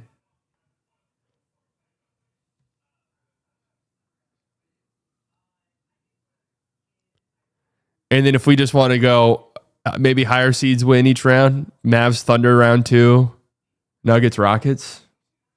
Oh.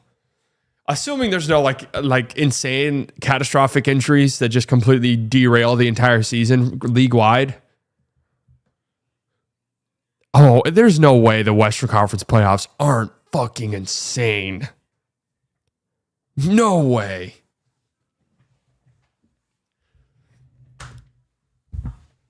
There's no way it's not insane. Bonk, 34 months. Dino Nuggies 2. Almost 3 years. What is that fucking emoji?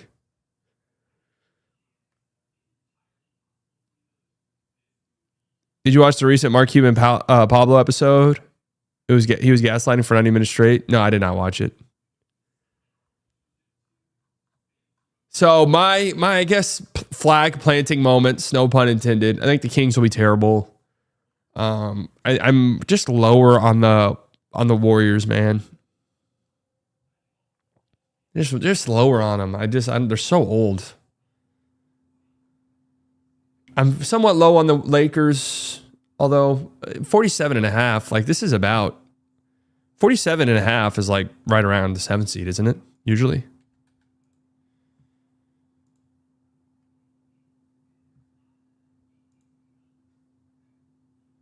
I don't think the Warriors will be bad. I think they'll have stretchers. They look really good. I'm just like, a team that old is just scary.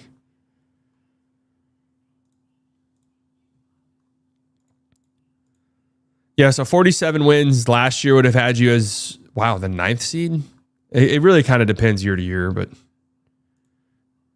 47 the year before that would have had you as the 9th seed.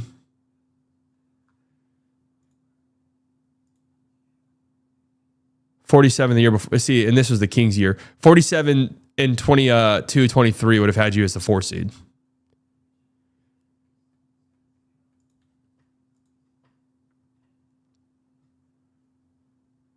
Yeah, typically I'm looking at this. 47 wins, you're a playing team. I mean, I'm planting my flag on the Mavs. Of course I'm going to do it, man. What the fuck? I'm excited for the season to start. Like, I'm not going to predict the Mavs to finish 9th. I'm sorry. Like, what are we even talking about? No. Sorry. Hey, and if I'm wrong about the Mavs, then so be it. So be it.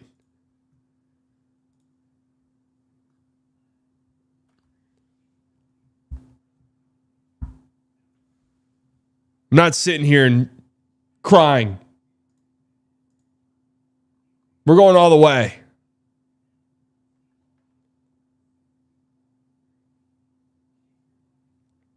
Only thing that's worrying is the universe likes to go against slightly biased just to spite them, like saying the Mavs have a boring offseason last year.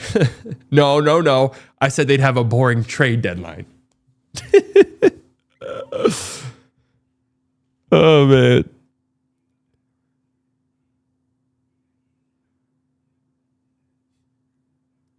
I think 4th is high, but the Mavs got like a 5th through 7th seed, so 4th isn't that crazy. I mean, dude, if you think the Mavs can be a 5 seed, why can't they be the 4th seed? You know what I mean? Like last year, the Rockets were the 2 seed. They were 16 games behind the Thunder. Okay? The Timberwolves were the 6 seed. They were 19 games. Only 3 games separated them. Yeah, the Christian Wood trade was honestly one of the rare times in my life where I was like, okay, maybe there is like, maybe we do have some special power in the universe. You know, maybe like manifesting and maybe Maybe we do will things. Maybe we're a little bit more powerful than we think. We don't really know how to harness that. If they can be the 4 seed, why can't they be the 2nd seed? Yeah, why can't they, man?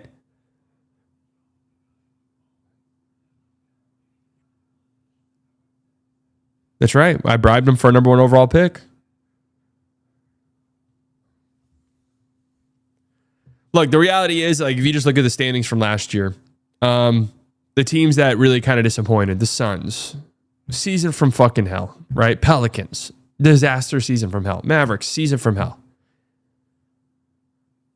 Trying to think of teams that just like went under their win total.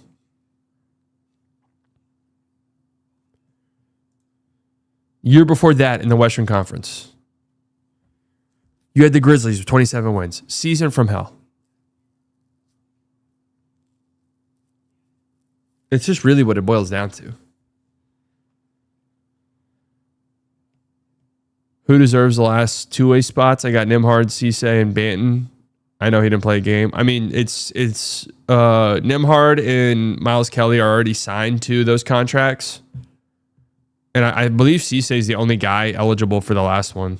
So it'll be him, I guess.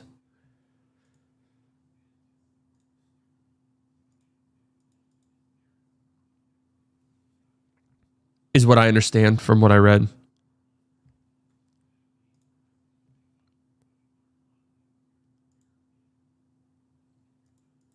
So anyways, I'm pumped. I'm fucking pumped, man. I cannot wait.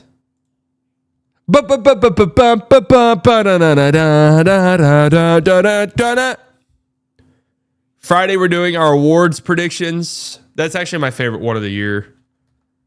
How close have we gotten in years past to getting these right?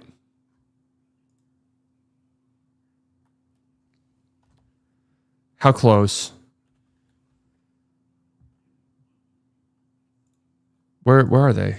Am I on the wrong thing? Award predictions. Let's see it. Awards. Where are they?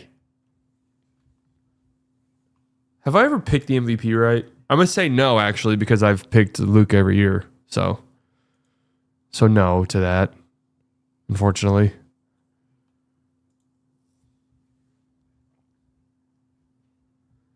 All right, whatever. We'll look at this on Friday. Mavs play their last preseason game tonight against the Lakers. We'll be streaming it. Not sure who's going to play. The Mavs are 8.5-point favorites. I guess that means Luke is probably not playing, huh? I'm assuming that's what that means.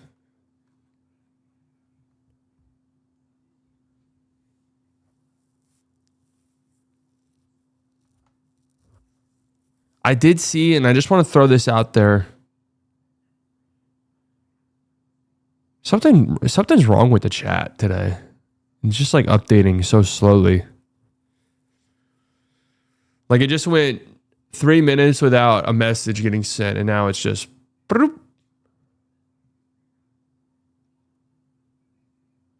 I should have been right in 2024. Absolutely. Thoughts on people named Marvin? I don't know if I know a Marvin.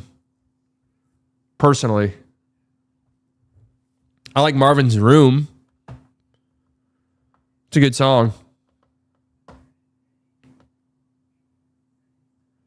Luke isn't playing. Apparently, Reddick said he only played one of the 2 back-to-back games. Okay. Why do the Lakers play so many preseason games?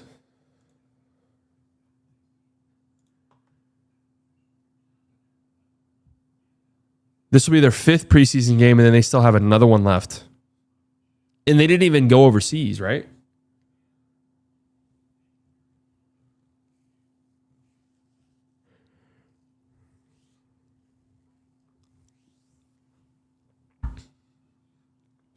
Back-to-back in preseason is nuts. I mean, what is the point? Do you see any impact from the Formula One race this weekend? Do you see any impact from the Formula One race this weekend? Is there a Formula One race in Dallas? I don't know. I haven't noticed anything.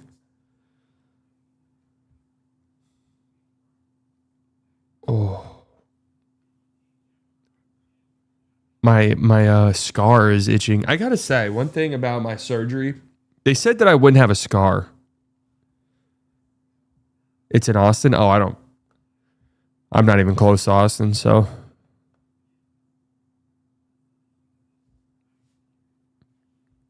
feel like they used to announce coach salaries. Did they? I don't recall that.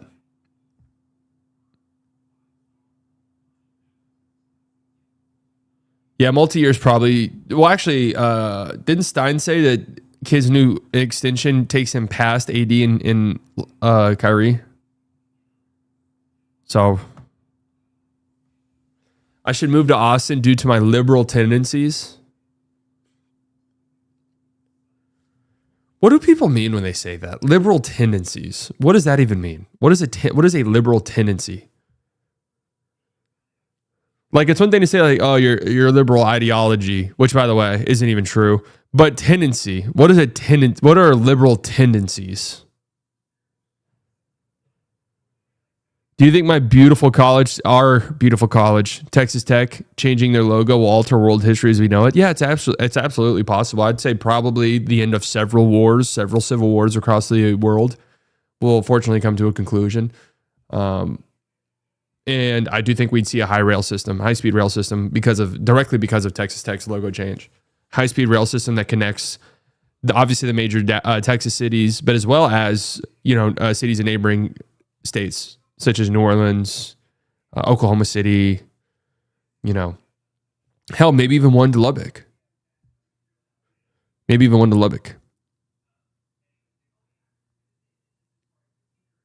No, I figured you were trolling, Luis.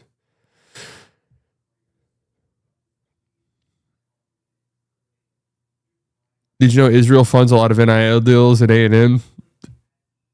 That can't be true.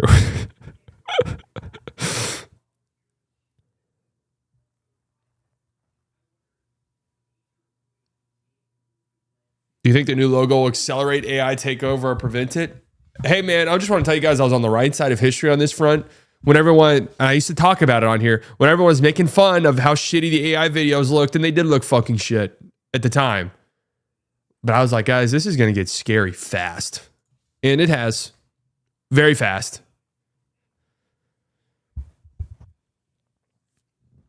It has gotten very scary very quickly. Took a year.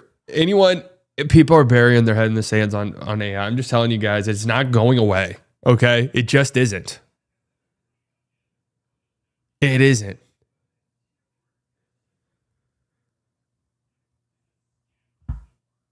A couple friends and I are coming from Canada to spend a full 3-week Christmas break in Arlington. Any suggestions on things to do?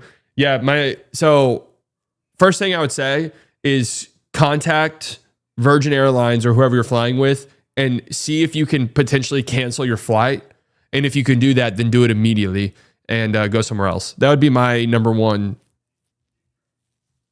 recommendation for you.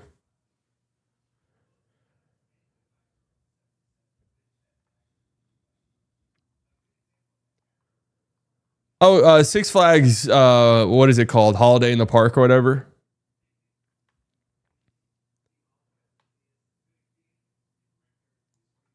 It's pretty good.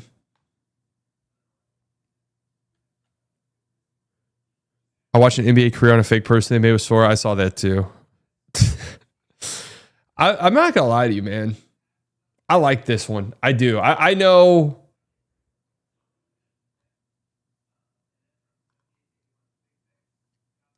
It was time to move on. This is so 2000s. But I do like this one. It's retro. It's throwback. This is the throwback ones that look so good. Yeah, their classic logos are just so nice.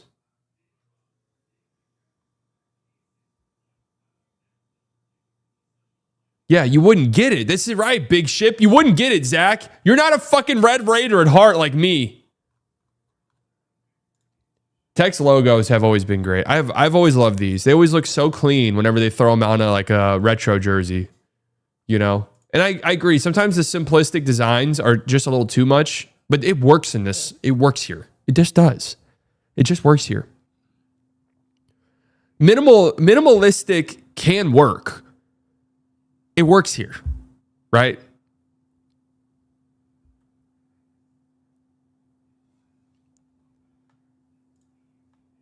Look at them. Look at all these. Yeah, when they go with the white ones with the red outline are crazy. When they go with these, that's crazy. That's crazy how good these look. White one with the red outline, oof. But the old logo is cool though too. Can you explain this team in NBA terms? Texas Tech.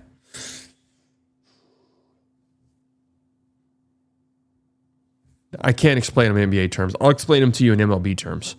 They're kind of similar to the Rangers a couple years ago. What do I mean?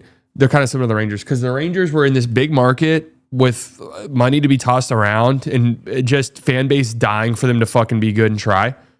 So what the Rangers decide, hey, you know what, guys? Let's just spend a ton of money. Like everyone else spends, but let's just spend a fuck ton of money. We've been spending no money. Let's spend a fuck ton of money and get good players to come here. And then they did that, and then they won the World Series. That's pretty much exactly what's happened with Tech. Texas Tech decided, you know what? Let's spend some of this fucking oil money and let's build a powerhouse athletic program. And that's what they've done over the years. And the thing is Tech's slowly been building up towards this.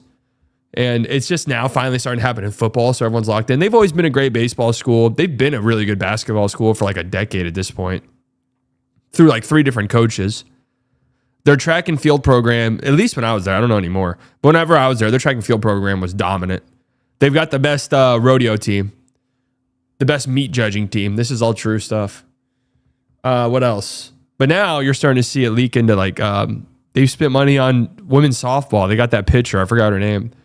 And they went to the championship series this year. They spent over $1 million on their pitcher. So they're just throwing money around. And as it stands right now, they got the best recruiting class in 2027, I think, in football. So it was always a sleeping giant. It really was. It was always like, man, if Tech starts to throw this oil money around, like they're not going to fuck around.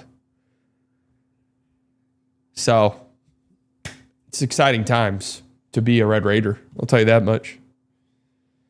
Their basketball team's top 10 going into the season. They're going to be great. Obviously, they've got Obi Toppin's brother. Well, I guess I would say I'm surprised that he's back, but with NIL money, he probably would have been a second round pick.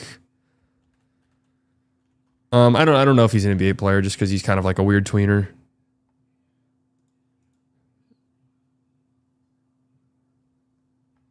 But yeah.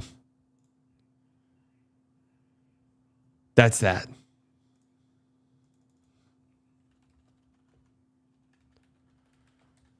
I am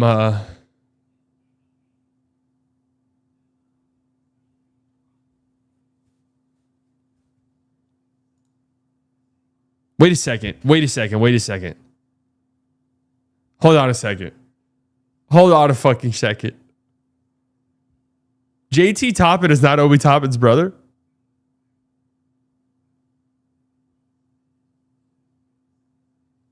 I have believed that for quite some time. I think people were trolling on Twitter about that, and I just assumed it was true.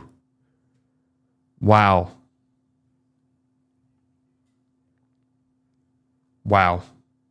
I guess that actually makes sense because I'm not going to lie to you.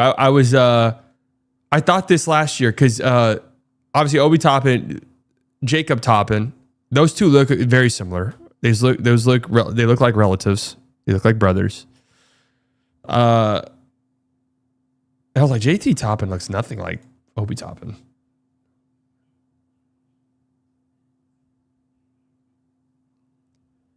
What schools did I almost go to? Arkansas. I did go to Arkansas for a tiny bit. Transferred out. It was always... yeah, chat's being really weird today. I don't know. It's like updating so slow.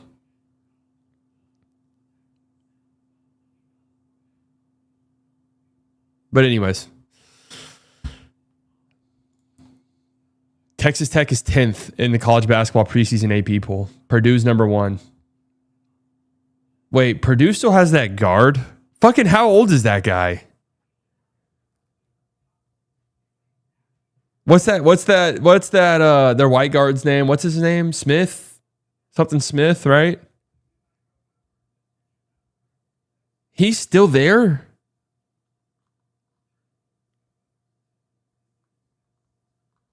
MLB playoffs update? What's there to update, bro? The Dodgers are going to win.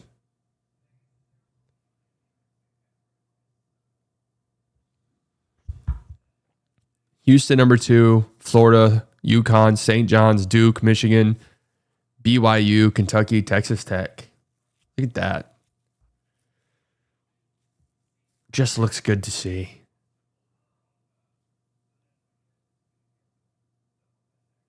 What Tech opponent do you hate the most? Well,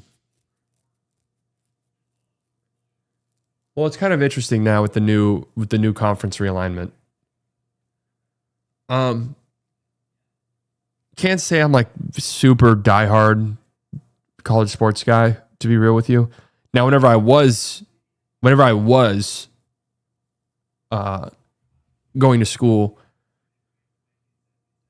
and there was the original Big 12 was still a thing. It was always Texas. That's only because I had friends who went to Texas. I always hated OU as well. I mean, those two. They really tried to force the Baylor thing. I never really felt the hatred towards Baylor. My least favorite college is A&M by a lot. Like, it's my least favorite one. There's not really a rivalry there at all between Texas Tech and A&M.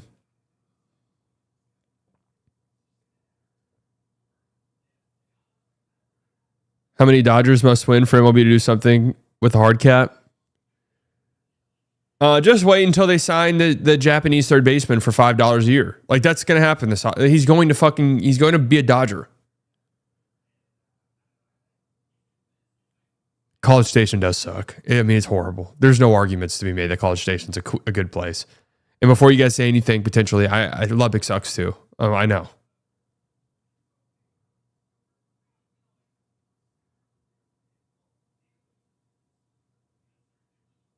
Sorry, he's not that good. I don't know what you read. Who's not that good?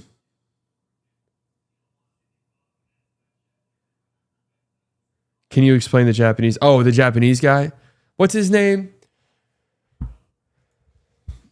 Japanese third baseman. Oh, Murakami. Munetaka Murakami. His strikeout numbers are awful? All right, let's see.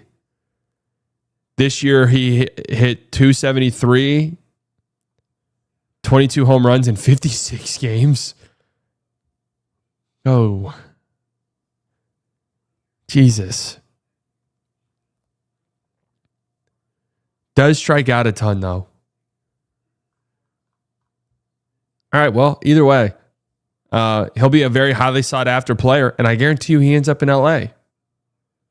They get every Japanese player. They have Ohtani now, obviously. Yamamoto, who's really fucking good. Sasaki's throwing 100 miles an hour again. They've got him for nothing. Like, it's bullshit, bro. Anyone else? Am I missing one?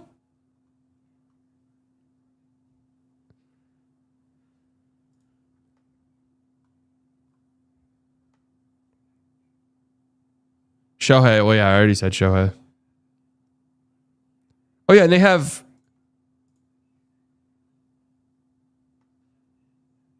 Yeah, that's it. Muncy passed Seager all time in Dodgers postseason home runs list. That's disgusting.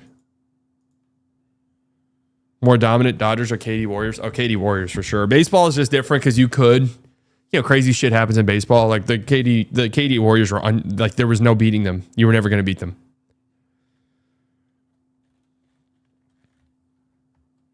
You're never going to beat them. All right. If you're listening to this on Spotify, leave a 5-star review. I love you.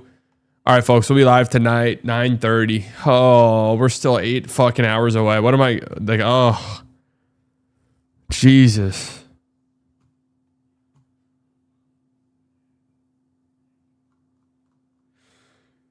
I'm gonna have to take a nap.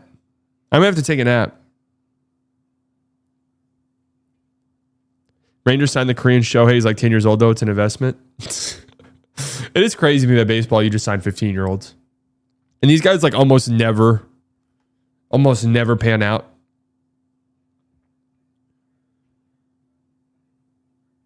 It's worse on the East Coast. I have to do this for every Lakers game. Yeah, East Coast sucks for sports. I mean, that's just the truth. The best, West Coast is undefeated in sports times. The only drawback of being on the West Coast is you do, I guess, football games start at 10, which, whatever. What's your take on 3-eye Atlas? I don't know. I don't know what the fuck that is. Is that an AI thing? Oh, this comment. Actually, I do know what this is. I have briefly followed this.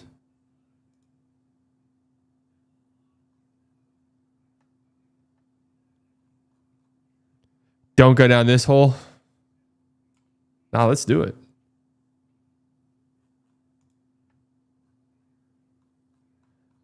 Is this the one that's like near Mars right now, right?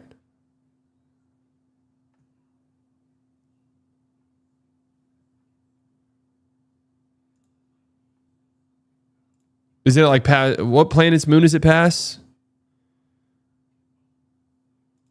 What's so special about Interstellar Traveler 3-eye Atlas and what we can learn from the comet?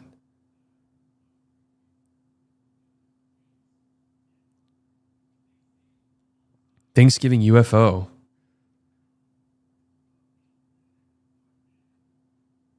Are we going to be able to see this?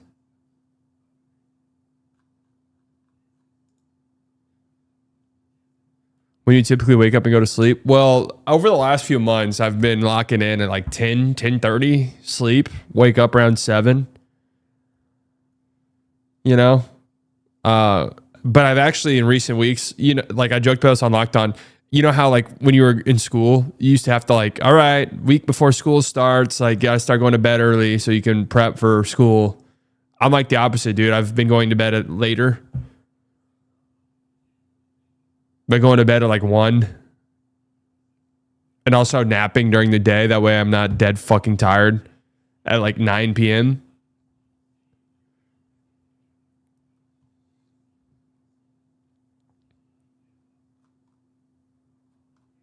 Can someone just tell me whether or not this is an alien spacecraft? What are the chances this is an alien spacecraft? I want to get on the insane Reddit side of this.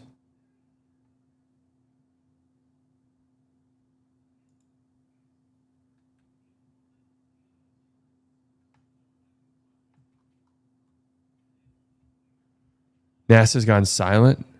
Oh, it's your buddy's airplane? Oh, okay. Tell him to get down from there, man. He's way too far. He's way too far.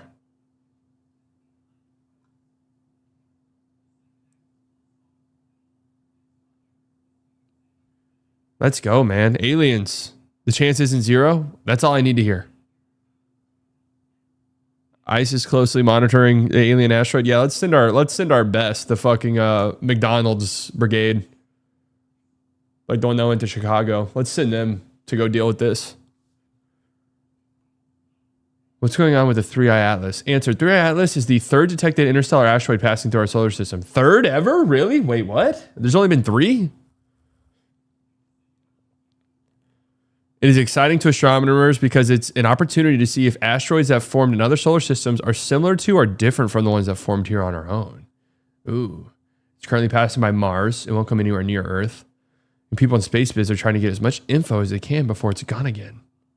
Some people have suggested that it might be an alien spacecraft. There's no evidence of this. Yeah, right. No evidence that they're showing us. No evidence that they're showing us. Sheep.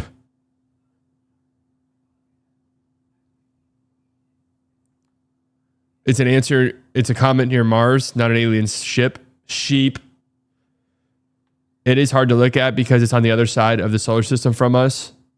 It's not hard to look at because of that. It's hard to look at because it has a camouflaging system built into the ship, idiot. I mean, I haven't even looked into this and I already know that's the answer. That's why it's hard. It has a camouflage technology that makes it impossible to look at. Info is sparse right now because NASA can't release information since the government is shut down. Why do you think the government shut down? Why do you think the government shut down? Do the math, guys. Do the fucking math. This isn't hard.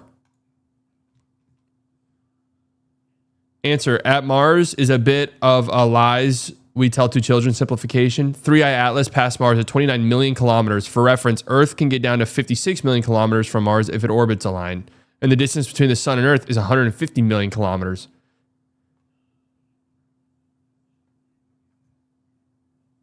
I understand what's being said. 3i Atlas, not a comet. New telescope data points to interstellar D-type asteroid. New results from Japan's CMA 3.8 M telescope shows 3i Atlas is very red in visible light. Its colors match are even redder than D-type asteroids. Essentially, the dark, organic, rich rocks found in our solar system. Observations on July 15th found no short-term brightness changes. The aliens are very clever by making it look like a comet. Yeah, that's exactly kind of the point that I'm kind of getting at as well. It's exactly kind of where I'm at. It's clear and obvious it's a camouflaging technique. WX guy 77. Is this guy Lucastan? How do I look at profiles? It's always a little bit risky clicking on people's profiles, huh?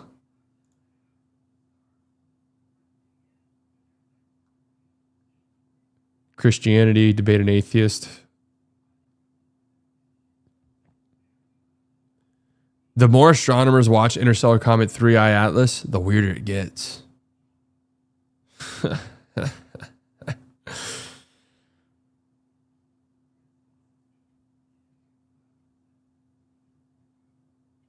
So part of me is like, so this is the third interstellar thing we've ever had? Is that right? Is that what they're saying? The third interstellar object that we've tracked?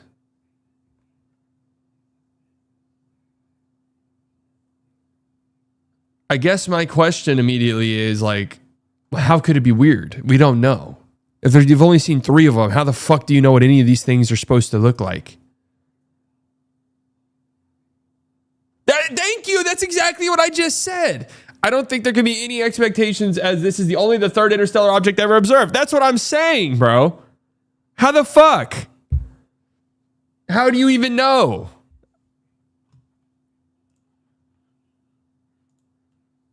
It's not acting like we thought. How would you know what it's going to do? This is only the third one ever. Space is insane. Space is honestly the most insane thing. Like it's actually better than I even think about it. And I'm not saying from like a scientific perspective, they should think about it absolutely and do as much as they possibly can to learn as much as we possibly can about it. But from a human's perspective, yeah, don't think about it. It's insane. It's crazy. It's insane and it's crazy. I'm more worried of the ocean.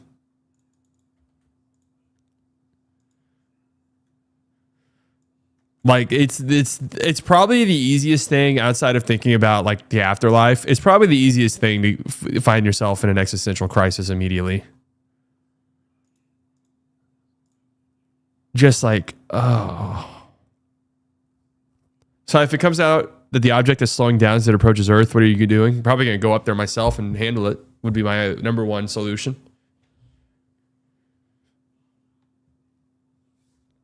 Number one solution? Well, Twitter says it's aliens here to take over on Halloween, so they clearly know what they're talking about. No, that could be right. That could be true. Who's to say?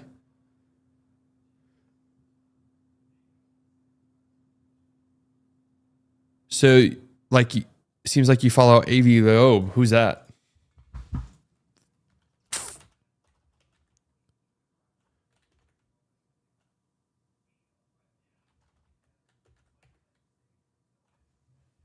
Who's that?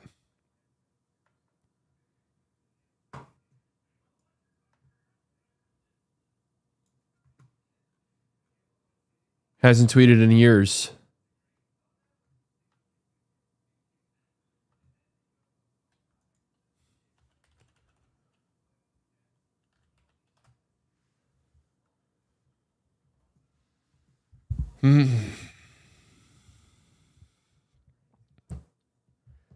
Prominent astronomer Avi Loeb proposes that an interstellar object entering our solar system may be a spacecraft powered by nuclear energy.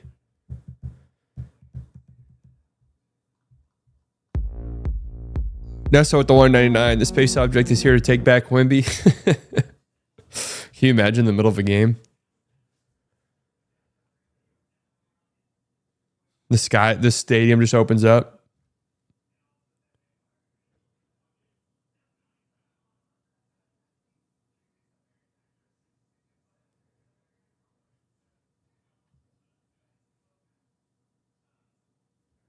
I like thinking about space. It's kind of nice to think about all of your problems as insignificant in the grand scheme of things. It can be a comforting perspective. Yeah, that's true. That is one way to look at it. See, anytime I start thinking about it, I just start thinking, there's no fucking way there's that much out there. No way there's that much going on out there. And it's just like, hey, we're just here on this speck of dust that, like, you know, we live on such a minuscule amount of time in the grand scheme of things, and that's it. Like, that's where I start thinking, where it's like, there's no way, man. There's no way this is all just like nothing. Did you see one battle after another is tracking to lose $100 million? I did not see that.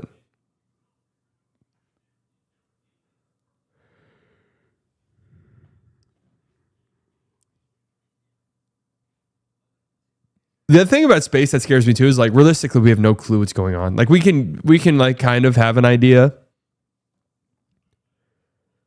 but we don't even fully understand what's happening.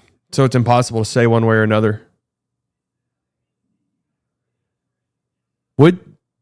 Oh yeah, they'd pause the NBA. That's actually a great question. If aliens came to Earth, and let's just say it wasn't an invasion, it's more of an arrival situation where it's like they're here, we don't know, we're in communications with them.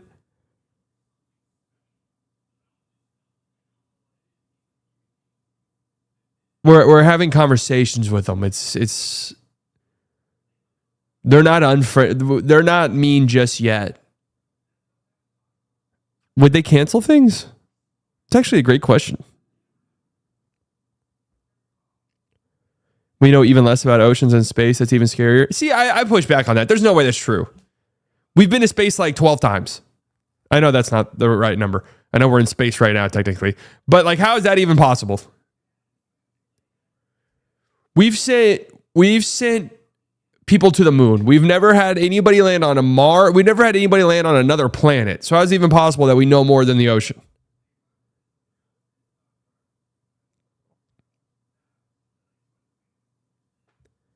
If you want a real scary thought, the entire human race could be killed by a random event happening millions of miles away if the Earth is at the wrong place at the wrong time. That's a comforting thought.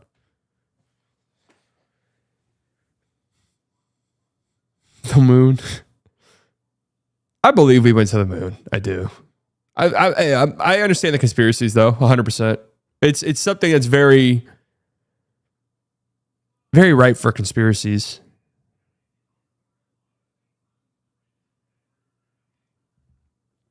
I mean, hey, if you're a real thinker like me, right? A real thinker who maybe in his younger days did some psychedelics from time to time.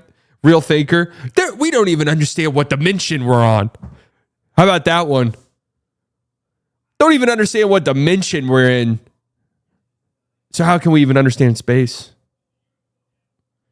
I can't for the life of me, like, process the existence of black holes and then think that we know more about the ocean than more about space than the ocean. How black holes exist.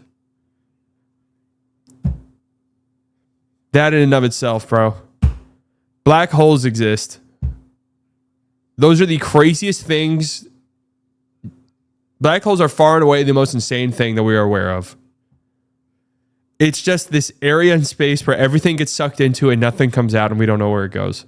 That's the most insane fucking shit ever. What are we even talking about? That is, hey, no one knows. What happens when you go in? No one knows. Why do they exist? We don't know. Well, we have an idea of how they happen, but like the science, like it's just insane. We don't like all light gets bent. Time stops working. Like what?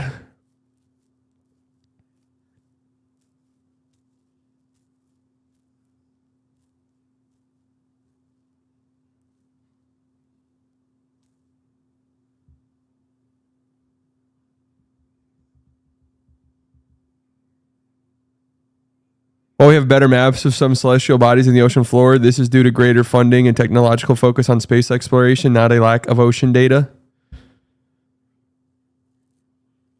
I mean, the ocean is crazy too. Don't get me wrong.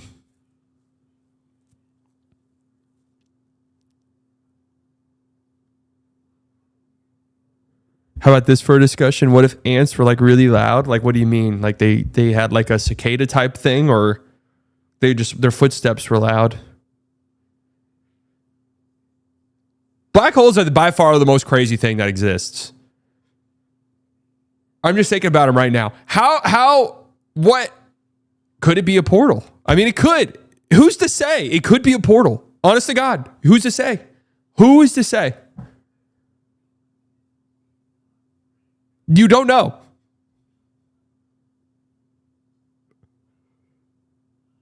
To me, the black holes are the one thing where it's like, I don't, you could throw any theory out there and everyone's like, well, I don't know. You could be right.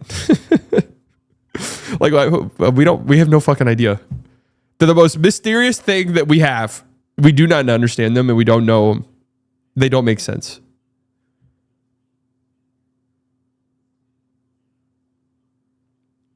We can't even find ships and flights disappeared in the ocean. Well, that's just because the ocean's just so ginormous, though. And, you know, once like a plane crashes in the ocean, it breaks apart into a bunch of pieces and then it inevitably sinks. Like, that's just because of how huge it is.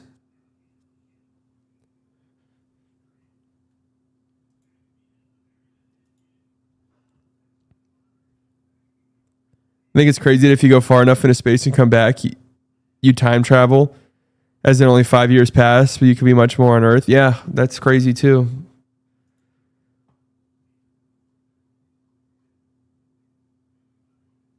I think aliens don't ever contact us because they're too afraid of being cooked by NBA Twitter. That's very possible. NBA Twitter's gotten more and more ruthless over the years. Maybe NBA Twitter is an experiment by aliens.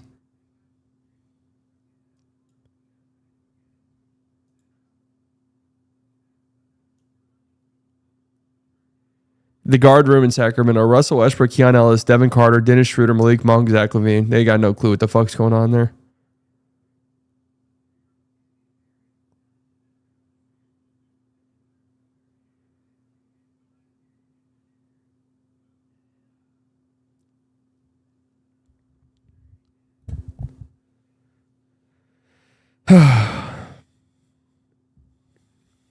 Now I'm thinking about black holes.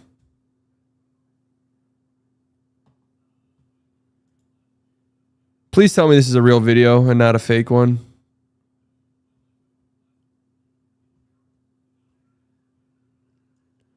Please tell me I'm not getting tricked by some AI video. Look at this little guy.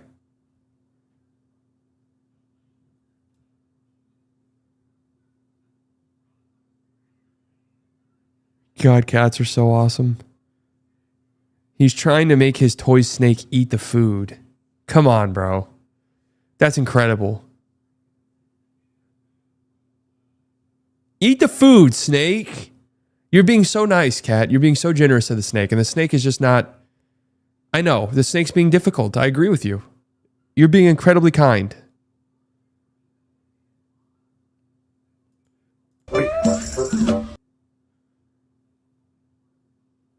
Terrific stuff. Absolutely terrific stuff. Where's my cat, by the way? I just saw him walk. Where's he at? I just saw him walk by, take a little stroll by. All right. I was supposed to end the stream 40 minutes ago, so that's good. All right, folks, I'll be on tonight. Tonight, we are old. Because we'll be so tired. What time the game starts?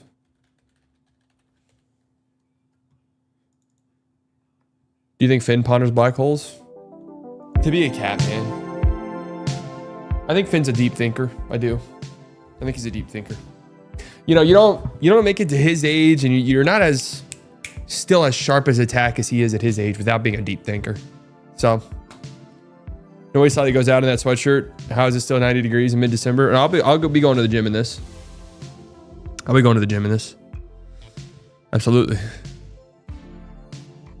You know, you reach a certain point where you're like, I don't give a fuck what the weather says. I'm done. I'm done. I'm done with the hot weather. I'm just gonna wear whatever I want and pay the price.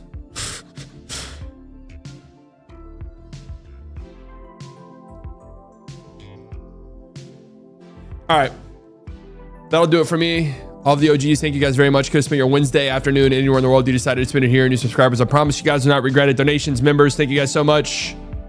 You never have to do this, but it helps you out tremendously. It makes you feel so good. I'll talk to you all later tonight. Bye.